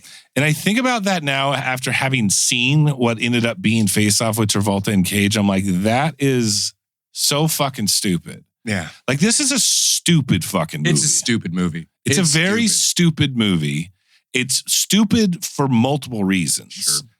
And it's stupid for good reasons and resulting in bad stupid as well. Siskel and Ebert both love this film. Really? Well, they enjoyed it. Sure, okay. You know, and I don't Yeah, they both liked it. And it was a big hit. It did win best on-screen duo at the MTV Movie Awards. Right. I think you just answered my question. The thing about the difference between John Woo movies in Hong Kong and John Woo movies here is over there, they're like serious movies. Mm-hmm. Like it feels more serious. Like Hard Boiled feels like a cop movie with some of the best action you've ever seen. Right. This shit over here is stupid. It's just... It's really stupid. It's really stupid. It's great, but it's just really stupid. Here's an alternative for this title for this movie. Hey, why not a mask? Why not a mask? Why not a mask? Our face replacement technology has far exceeded our mask technology. So it's easier for us. We just cut the face off of your face and put his on top of it, and then just make a mask. Like you know?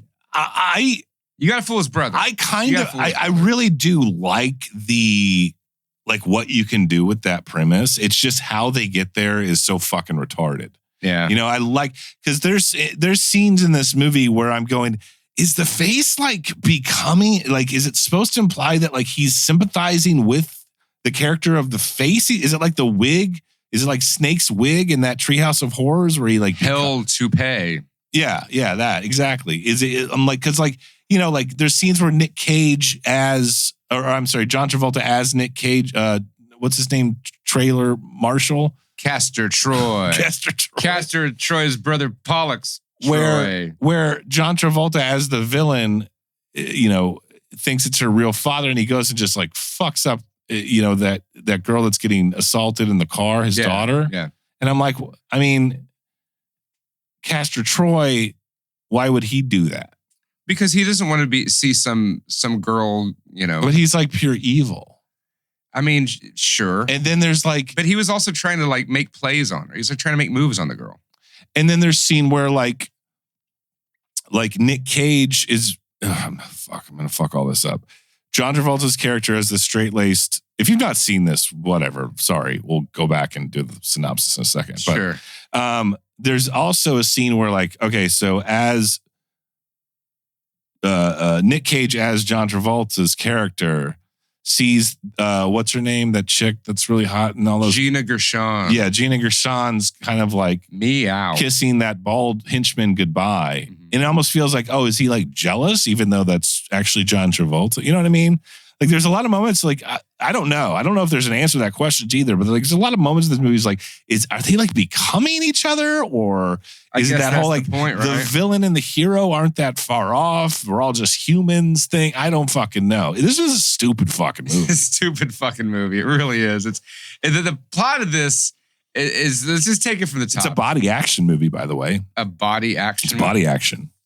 Sorry, it doesn't have any boners. Is it all action, body action? It has to do with unless it's like robots. For the same reason body horror is body horror, I would argue that this is body action. No, that's not a new genre called body action.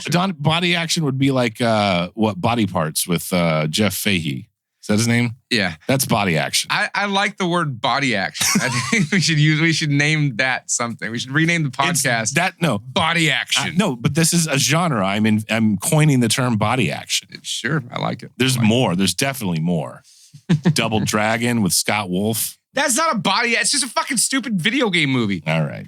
Anyways, what were we talking about? We're talking about, Adam, what is 1997's Face Off about? This is about John Travolta as a good father, and he rides a carousel with his little kid. He has his little kid straddling him and like does this weird thing where he holds his hands over the child's face. Now what's happening at the same time? Stupid ass movie. It's so dumb. Why? And this is all in sepia, so you know it's a flashback.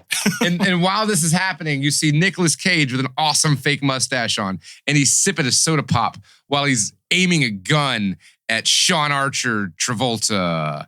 And then wham, bam, kablow, he shoots John Travolta, but the bullet goes through and kills the little kid John Travolta was gently caressing his face in his lap. Parents of Scientology thing, I don't know. Yeah. But what happens is John Travolta... Mourning your child's death is just a Scientology thing. They don't mourn their children's death. Yeah. If they don't believe in L. Ron. So anyways, John Travolta don't die, but his little kid does. And flash forward to a non-sepia time of now, where Nicolas Cage is just being pure over the top, batshit crazy. He's Nicolas FBI, Cage. right? Nope. Nicolas Cage. I'm sorry, Nicolas. See, we're already fucking it up. How am I fucking? No, I'm fucking it up. You're You go. fucking You're up. doing great. John Travolta is FBI agent Sean Archer. Yeah. And Nicolas Cage is evil terrorist Castor Troy. I will say I very much, one of the best things about this movie is the character exposition of who Castor Troy is within the first 15 minutes of this movie. Tell us about it. Ridiculous. Tell He's us a about ridiculous man. Ridiculous. And character. I'm sorry, I get the whole psychopathic global terrorist, fucking ultra successful, like banging all the bitches and partying with all the drugs, doing crime shit. Right. But he's too fucking crazy to get to that level. He's like a cartoon character. He's too crazy to get. He's a Batman villain. Yeah, 100%. But he's so unhinged and like not smart about anything. He's just a very, very globally successful criminal terrorist.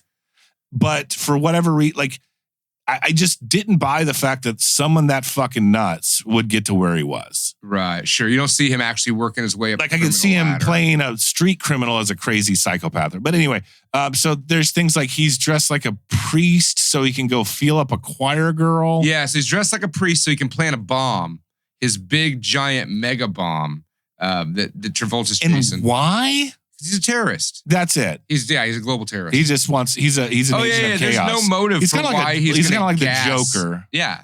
I'd say the Joker has more motive than fucking Trailer Marshall. He's a Batman villain. What's his name? Castor Troy.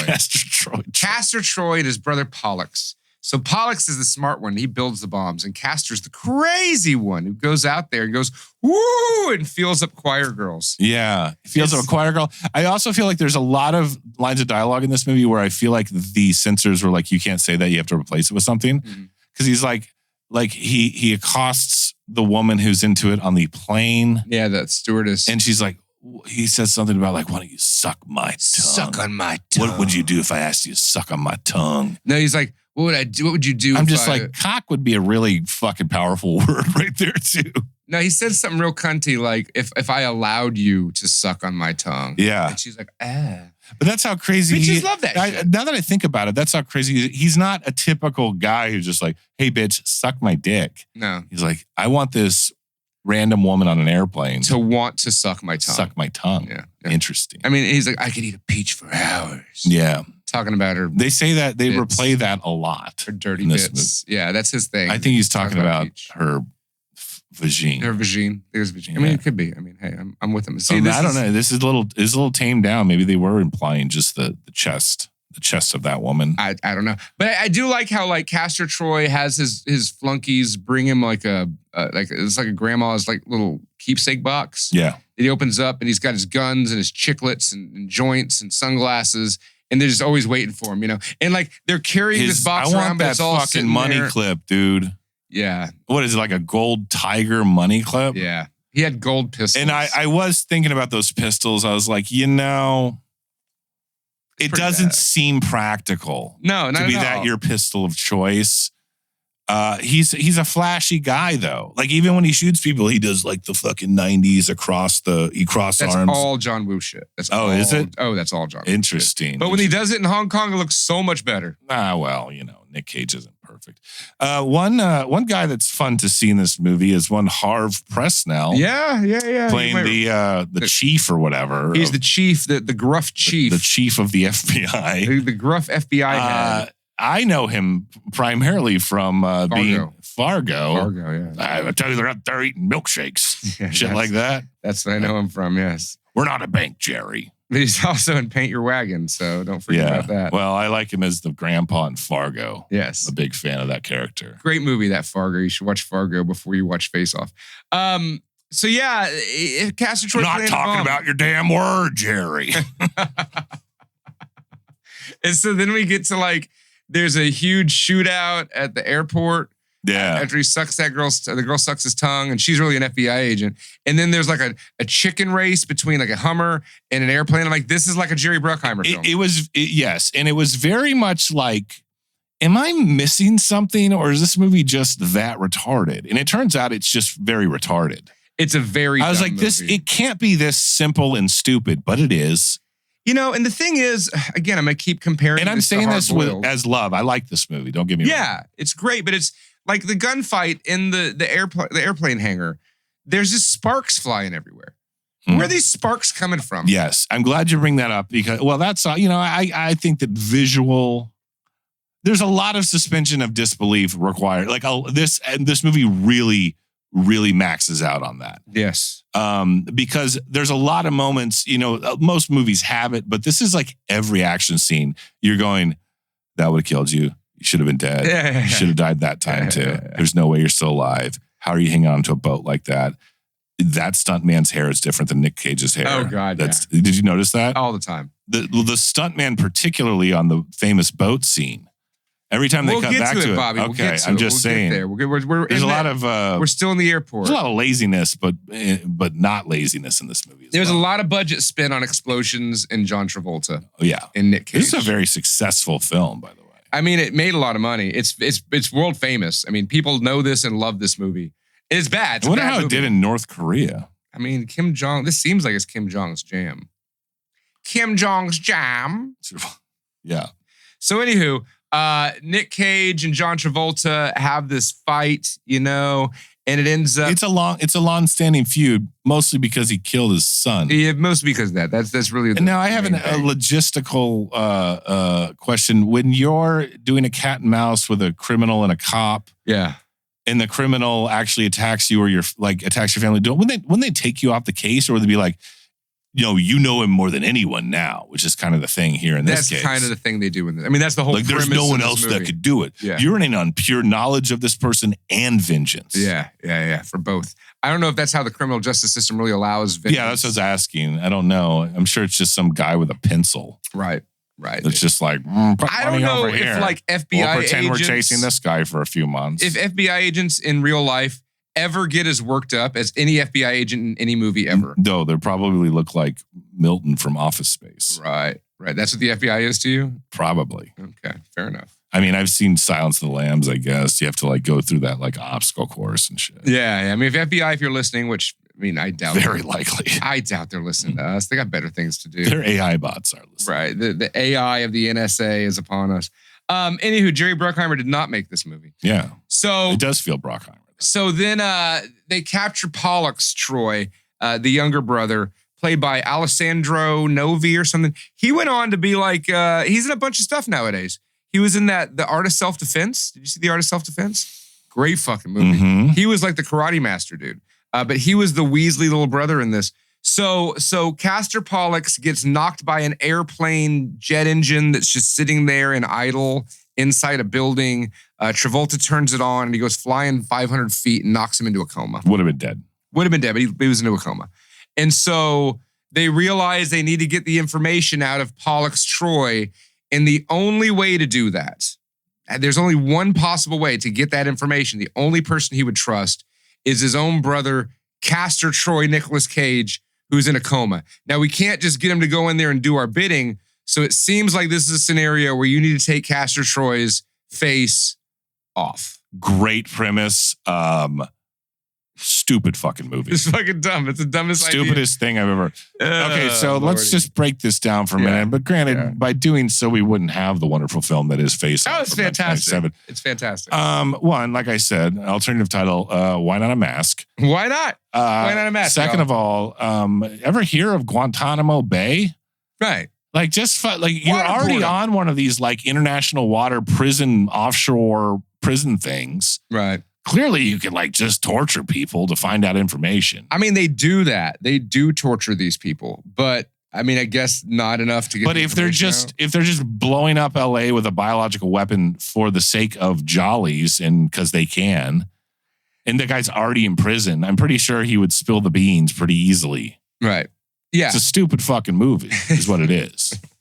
It's a stupid movie for multiple reasons. Yeah, I mean, and I guess that's what America wanted. So he gets into the prison as Sutter Kane. Yeah. So here's what happens. They give him this whole breakdown. He promises his wife, Travolta, I'm done. This is my last mission. We finally caught him. And he's like, oh, wait, there's one more mission. And that one more mission is literally to have Nicolas Cage's face cut off, his face cut off. The face is replaced. his body liposuctioned and molded. They cut his hair. They cut his hairline. They add micro extend. What do they call it when they put like fake hair in your plugs? Plugs. They like put micro plugs for chest hair and shit. All sorts of dumb shit. And I would think like John Travolta's a beefier guy than Nicolas Cage too. I mean, maybe this is why they didn't. Face doesn't really matter. Maybe this is why they didn't use Johnny Depp and Arnold Schwarzenegger in this movie. Yeah, maybe that that's would be why very weird. Yeah. Imagine that film though. I want to live in a world. What would they have done? Would Arnold Schwarzenegger have beefed down, or Johnny Depp? He got the size of Arnold Schwarzenegger. You'd have to beef somebody up. You can't beef somebody down. You could. I don't know. I mean, maybe you make him taller. I don't like to think about that. Use like orphan bones and like implant them in his legs. Yeah, that would be fucking. I didn't even think about that How when would I you read do that that? about Johnny Depp and fucking Schwarzenegger. I mean, Schwarzenegger's not that tall, but Johnny Depp is definitely not that tall. You know? Yeah. Anywho, so yeah. I don't know. It's a dumb. Let's stay focused here for a minute. Okay. There was a lot of studying of each other's mannerisms in preparation for this film. Really? And I think it comes off swimmingly. So there are things about it, as stupid as it, but you can only do this with a stupid movie, premise like this. Yeah. Is, they had to learn how to be each other. And there are like the intonation of their voice and stuff. It's like very interesting to watch from that lens because there are professionals, I guess is what I'm trying to say. So you're saying that Nicolas Cage was trying to act like John Travolta. Well, they still just the mannerisms to kind of like they try to kind of both. What that dumb face thing? They try to like kind of your nonverbals Nobody does that. in the way you talk and like just I think they try to almost like synthesize both of them. Like they're each. The way I looked at it is this is a movie where Nicolas Cage just got to play full on batshit crazy Nicolas Cage, and then halfway through the movie, John Travolta plays batshit Nicolas Cage crazy. Yeah. So who's the better Castor Troy? Would it be Nicolas Cage, John Travolta, or Kim Jong-Un? I am, the obvious. You got to remember, Castor Troy. I think of Nick Cage as Castor Troy. Right. Like, he's only Castor Troy for like the first act. Right. And then the rest of the movie, John Travolta's the bad guy. Right. I think I like the John Travolta bad guy better than Nicolas Cage. You like him better than like Suck My Tongue and like Let's Feel Up Choir Girls?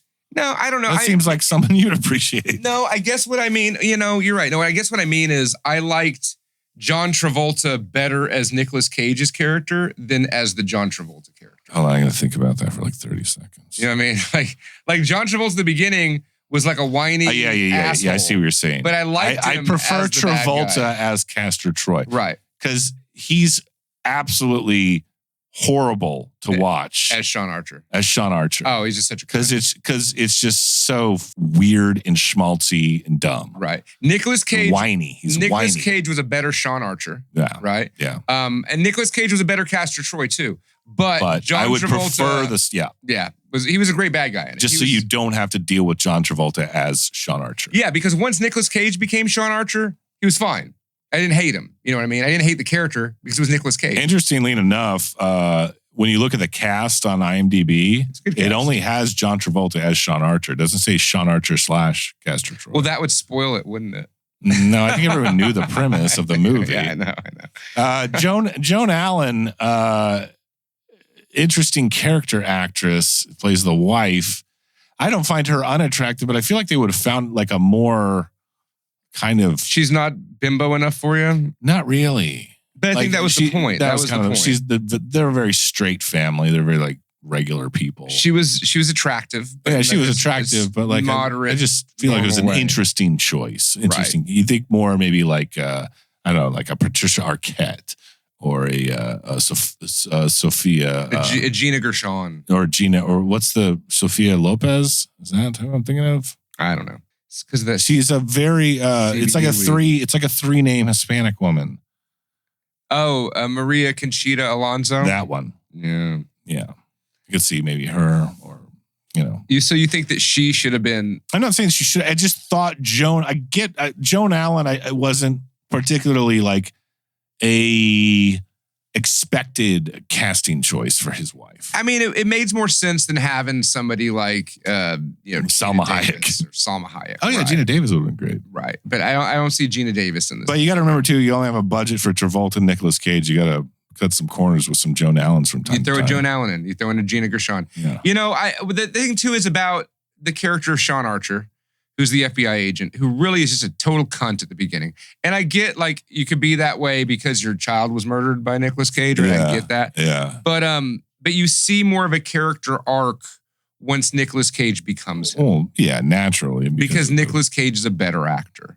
Well. Is my point. He plays... You know what? It's interesting you said as soon as he goes back at the end, I'm like, oh, fuck this fucking guy, man. God damn it. But when John Travolta was Castor Pollux, I had no problem with him. Yeah. He was fine because he was acting like he was Nicolas Cage. Very interesting. It's the face-off paradox. It's the face-off paradox. This is the face-off paradox. Whereas you prefer Nicolas... I think what it boils down to is we just prefer Nicolas Cage to John Travolta. But we don't like John Travolta's performance as Sean Archer so much that it overshadows your desire to see Nicolas Cage as Castor Troy. Right. Something like that. It's like, cool, Castor Troy is a great, ridiculous character, and it's great to see Nicolas Cage pay him, but I don't want to have to watch John Travolta play Sean Archer. I would rather a tepid, generic character be played by Nicolas Cage than John Travolta. Here's the thing, too. Nicolas Cage... I can see him as like the mild-mannered guy, that's upset about his family. Like that I can see because he's played that role. Yeah. John Travolta, he just always seems like a cunt. So when I see him as that every time. So we see him as that family man. I'm like, this fucking cunt, because he's an asshole about it. But when you see him as a bad guy, it's fine, right? Yeah. It's fine. He's fine because he's a cunt. So he's fine to see him as a bad guy. Interesting. You know what I mean? But but Nicolas Cage, like you can see him as the regular human being. Like it's called the Travolta cunt hypothesis. Yeah. It's a spin-off of the face-off paradox. Yeah. It's a whole thing. Yeah, interesting. So, no, Nicolas Cage is just a better actor. He's just better, more believable. Well, like I said, like he's clearly more entertaining. I don't, Travolta's not a bad actor, but he's definitely nothing. I mean, I'm not going to use the overrated word of if it wasn't for L. Ron, he wouldn't be shit, all right? That's arguable. They that's bought possibly his true. way into Hollywood. Yeah, dude. I mean, I prefer Travolta's Vinnie Barbarino. I love Welcome Back. I think that's my favorite thing he had ever played. He's hilarious. Welcome back. Anyway, let's get into Act 3 of this stupid fucking movie. Nicolas Cage goes to the prison. He gets the information out of Pollux of where the bomb is. And then he's gonna call his backup, but nobody there knows that he's really Sean Archer. Yeah. He's gonna call his backup, but the backup shows up and it's John Travolta. It's Castor Pollux because he woke up and he had the face-off surgery done too. I get it being like a secret government black op thing. But you're gonna tell your boss. You're gonna tell like the head of that prison, like, yo, you're in, because they're in on the secret prison shit. So it's like, hey, we know how to keep secrets around here. Right. So at least tell the guy that heads that, I'd be like, hey, by the way, this isn't who you think. At least say that. This is an undercover. Right. guy. And you have to go into detail about the how laser they don't facing say that and shit. at all is ridiculous. You know, whatever. Because again, you don't have a movie when we pick it apart like there's this. 3 people that knew.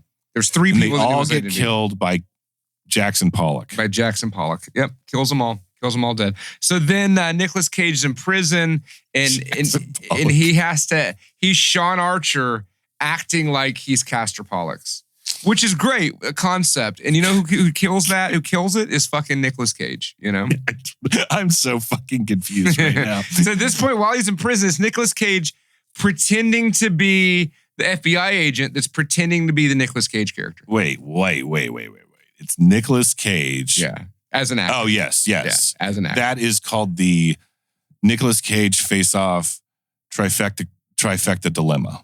Yeah, that's exactly what that one is. And so part of this dilemma is he's like, I have to play myself, but I'm playing someone acting like myself. Yeah, he did do a great job of John Travolta's character playing. Fuck, this is so hard to explain. He didn't do a great job of convincing the other characters that he was Castor Troy. I feel like they would have played that up a little more. Like, oh, this guy's supposed to know so much about this guy he's been after forever. He's just kind of like, all right, I'll take this weird, like powder drug and then go pass out and try to play it cool. Like you watch like all those undercover movies where like you really got to fucking ham it up for that shit. Yeah, this isn't He's Departed, going like, all right? hey, this ain't the fucking Departed, y'all. No, if you're wondering. This isn't Donnie Brasco. Yeah, right? it ain't that. Yeah. It ain't that. He's just kind of like, yeah, so what's the deal with the bomb? He's like, what are we doing that again? I lost my memory. No, he made it was pretty slick. He's like, yeah, so it's such a work of art, it should be in the Louvre. And then his brother's like, oh, but I guess we're going to have to deal with the convention center the LA instead. convention. Yeah. And his brother knew like that it wasn't him. He wasn't fooled. You don't think so? Nah. At what point? Right after that. He was like, at first it was too late at that point. He already had suspicions. Yeah. But I think he might have already gotten the call. That's a hard thing to convince yourself of, though. Right. Even if you are a character in a wacky movie like this. Right. I mean, that's the whole thing. Is like his higher-ups wife are is the same way. She's going like, what the fuck are you talking about? You're Castor Troy. Right. How would she not realize it was her husband? No, I'm arguing the opposite. No, I'm not arguing that. I'm arguing that it's weird for that character in that position, whether it be Pollux Troy or Eve Archer. Right. To like consider the possibility. Yeah, that's not. Like it's a hard pill to swallow. Right. That it's not them. Right. Yeah. But, you're also in a movie called Face Off. True. They don't know that, though. They don't know just that. the characters. They're just like, oh, yeah, okay, this seems feasible. Yeah, for all they know, they would never expect it to be that there was a face-off that took place. There's a lot more things that he could have told her, too. Yeah. Like, tried a little harder. But eventually she does go and check the blood sample. Well, yeah, that's because he shows up as Nicolas Cage saying, I didn't kill your son, I'm your husband. Here's this memory we had. Check the blood types. It's fucking tough. How does this movie end on a speedboat? That's how I want to know. Well, they're like Ferrari speedboats, too. They look, they're down at the docks unloading trucks or something. I don't know. I'm just making that up. I don't remember how they get there. There's so many gunfights that happen where the action's like some of the best part of this movie. But still, like, the speedboat scene is peak 90s action. It is fucking up there. But there's how many scenes where they're like running around a house, Nicolas Cage and John Travolta shooting at each other. Just so many bullets, and they never hit each other. Like they're terrible shots. Well, you have to do that too because you see the whole like inverse of like I don't even know, whoever's shooting at the guy that you thinks that the guy's on his side, but it's really the other guy. Shit like that. Yeah. Some of that in there. There's the whole love triangle with Gina Gershon. Gina Gershon is the mother of Castor Troy's It's son. very important to bring that up. Castor Troy has his own son, about the same age as John Travolta's son when he got shot by Castor Troy before he became Castor Troy. Fuck, it's exhausting. We'll just plant that seed right now in one of the dumbest, a little foreshadowing for one of the fucking stupidest pre-roll credits I've ever seen in my life. We'll get into that in just a second. This is 1990s Hollywood, bro. This is 1990s Hollywood. One thing we mentioned it once or twice. One thing this movie has is a lot of schmaltz. Schmaltz in the worst sense of the word. Very melodramatic and very stupid. I will say there's one line that I stole from this movie that I've been using since I saw it. It's, I hate to see you go, but I love to watch you walk away. And what is that? First I heard that. What is that John Travolta says to his daughter before he's like smoking series, like Papa's got a brand new bag. Yeah. He's that his one. daughter's like, my dad's so cool. I never use that line in the future. Yeah, you're not a PCP user like James Brown. It's called a callback. Full circle, folks. Comes full circle. I like it. It's a fun movie. It's fun to watch. Ends up on a boat chase at the end down at the docks. Boat explosions, bro. A lot of boat explosions. Great boat. Like I can't think of a lot of great boat chases. I mean, Last Crusade. They're out there though. Fucking Great Outdoors. Yep. I would say this Summer Rental with John Candy has a good boat race. He was in two boat race movies. That's more of a boat race. Yeah. Okay.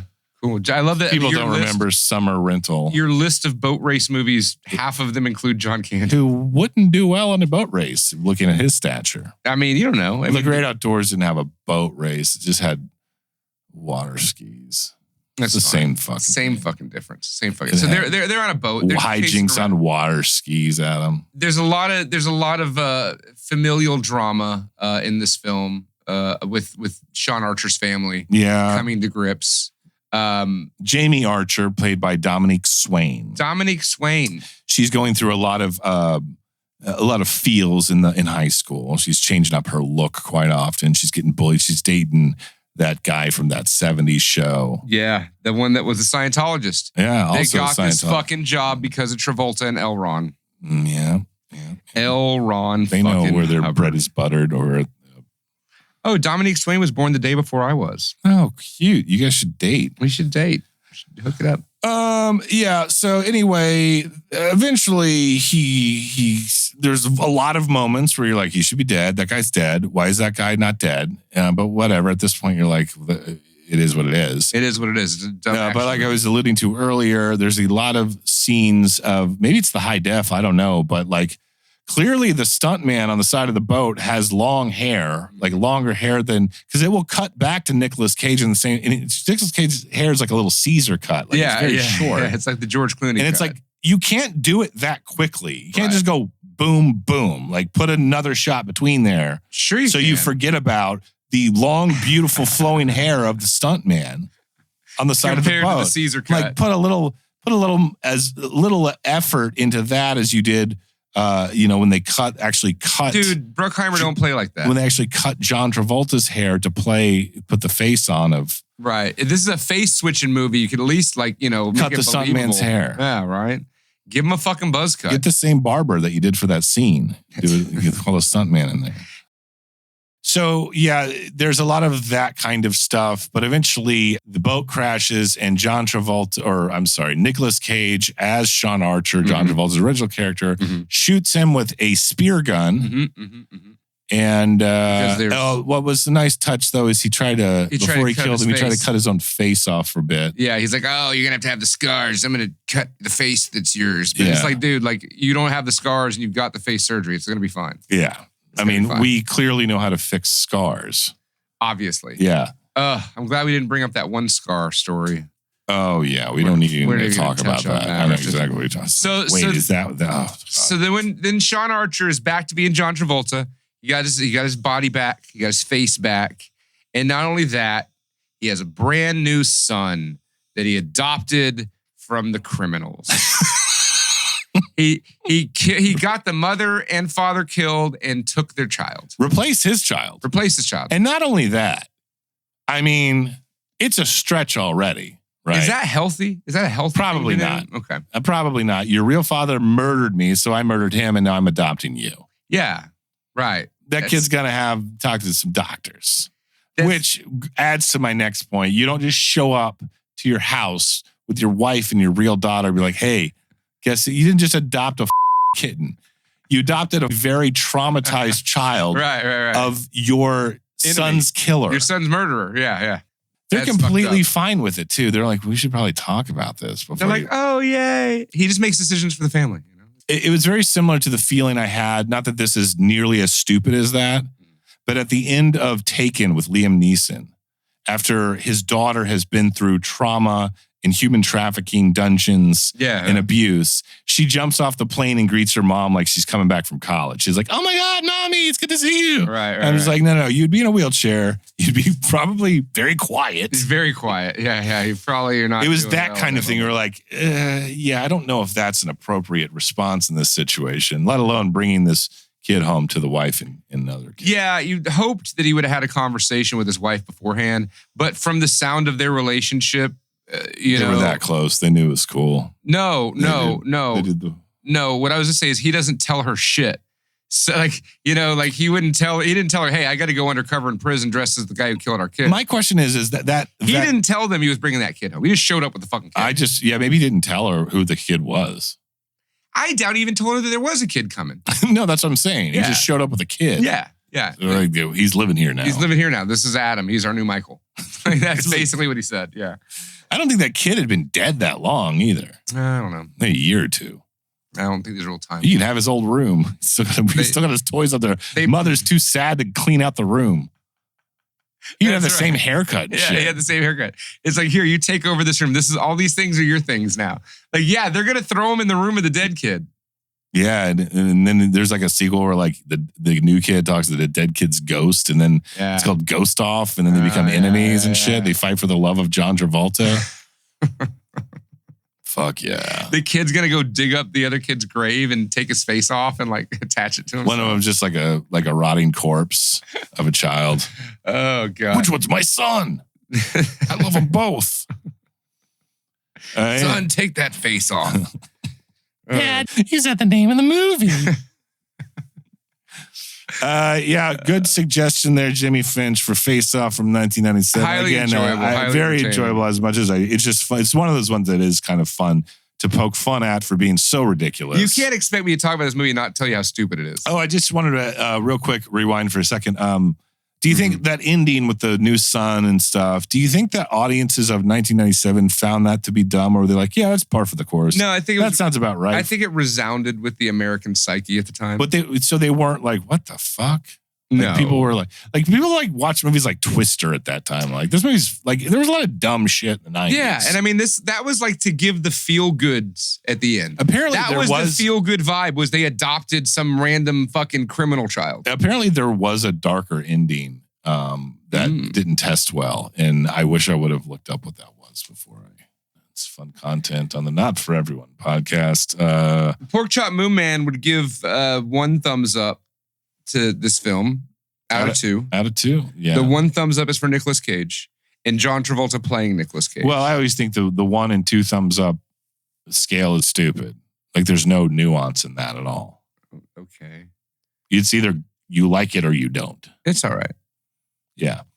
If you want to know my feelings about this movie, rewind this episode. Listen to what we said. Just listen to what we already said. I don't not recommend it. I know that much. Yeah, no, I recommend this to everybody. Everybody should watch this dumb movie. You should show grandma. But then watch Hard Boiled. I was watching it before you came over. Look at the screen I paused it I on. would argue this is a body horror scene. It's a body action film. Face Off from 1997. Great recommendation from Jimmy Finch. I don't know what we're doing next. We're done. Follow us on Instagram at Not For Everyone Podcast if you want a clue for what we're handling next. I don't know. Send us some suggestions, fans. I think we're full of suggestions. Are we? Well, what are the odds? I've never heard any of them. All I heard was for good. You don't get on the Discord and talk to our Patreon people. Patreon.com/Not For Everyone. I'm trying to get more content out as of lately. Things have been slow in general, and I apologize for that. And we appreciate your support. It's important to say you appreciate. We couldn't do it. I couldn't afford to do this without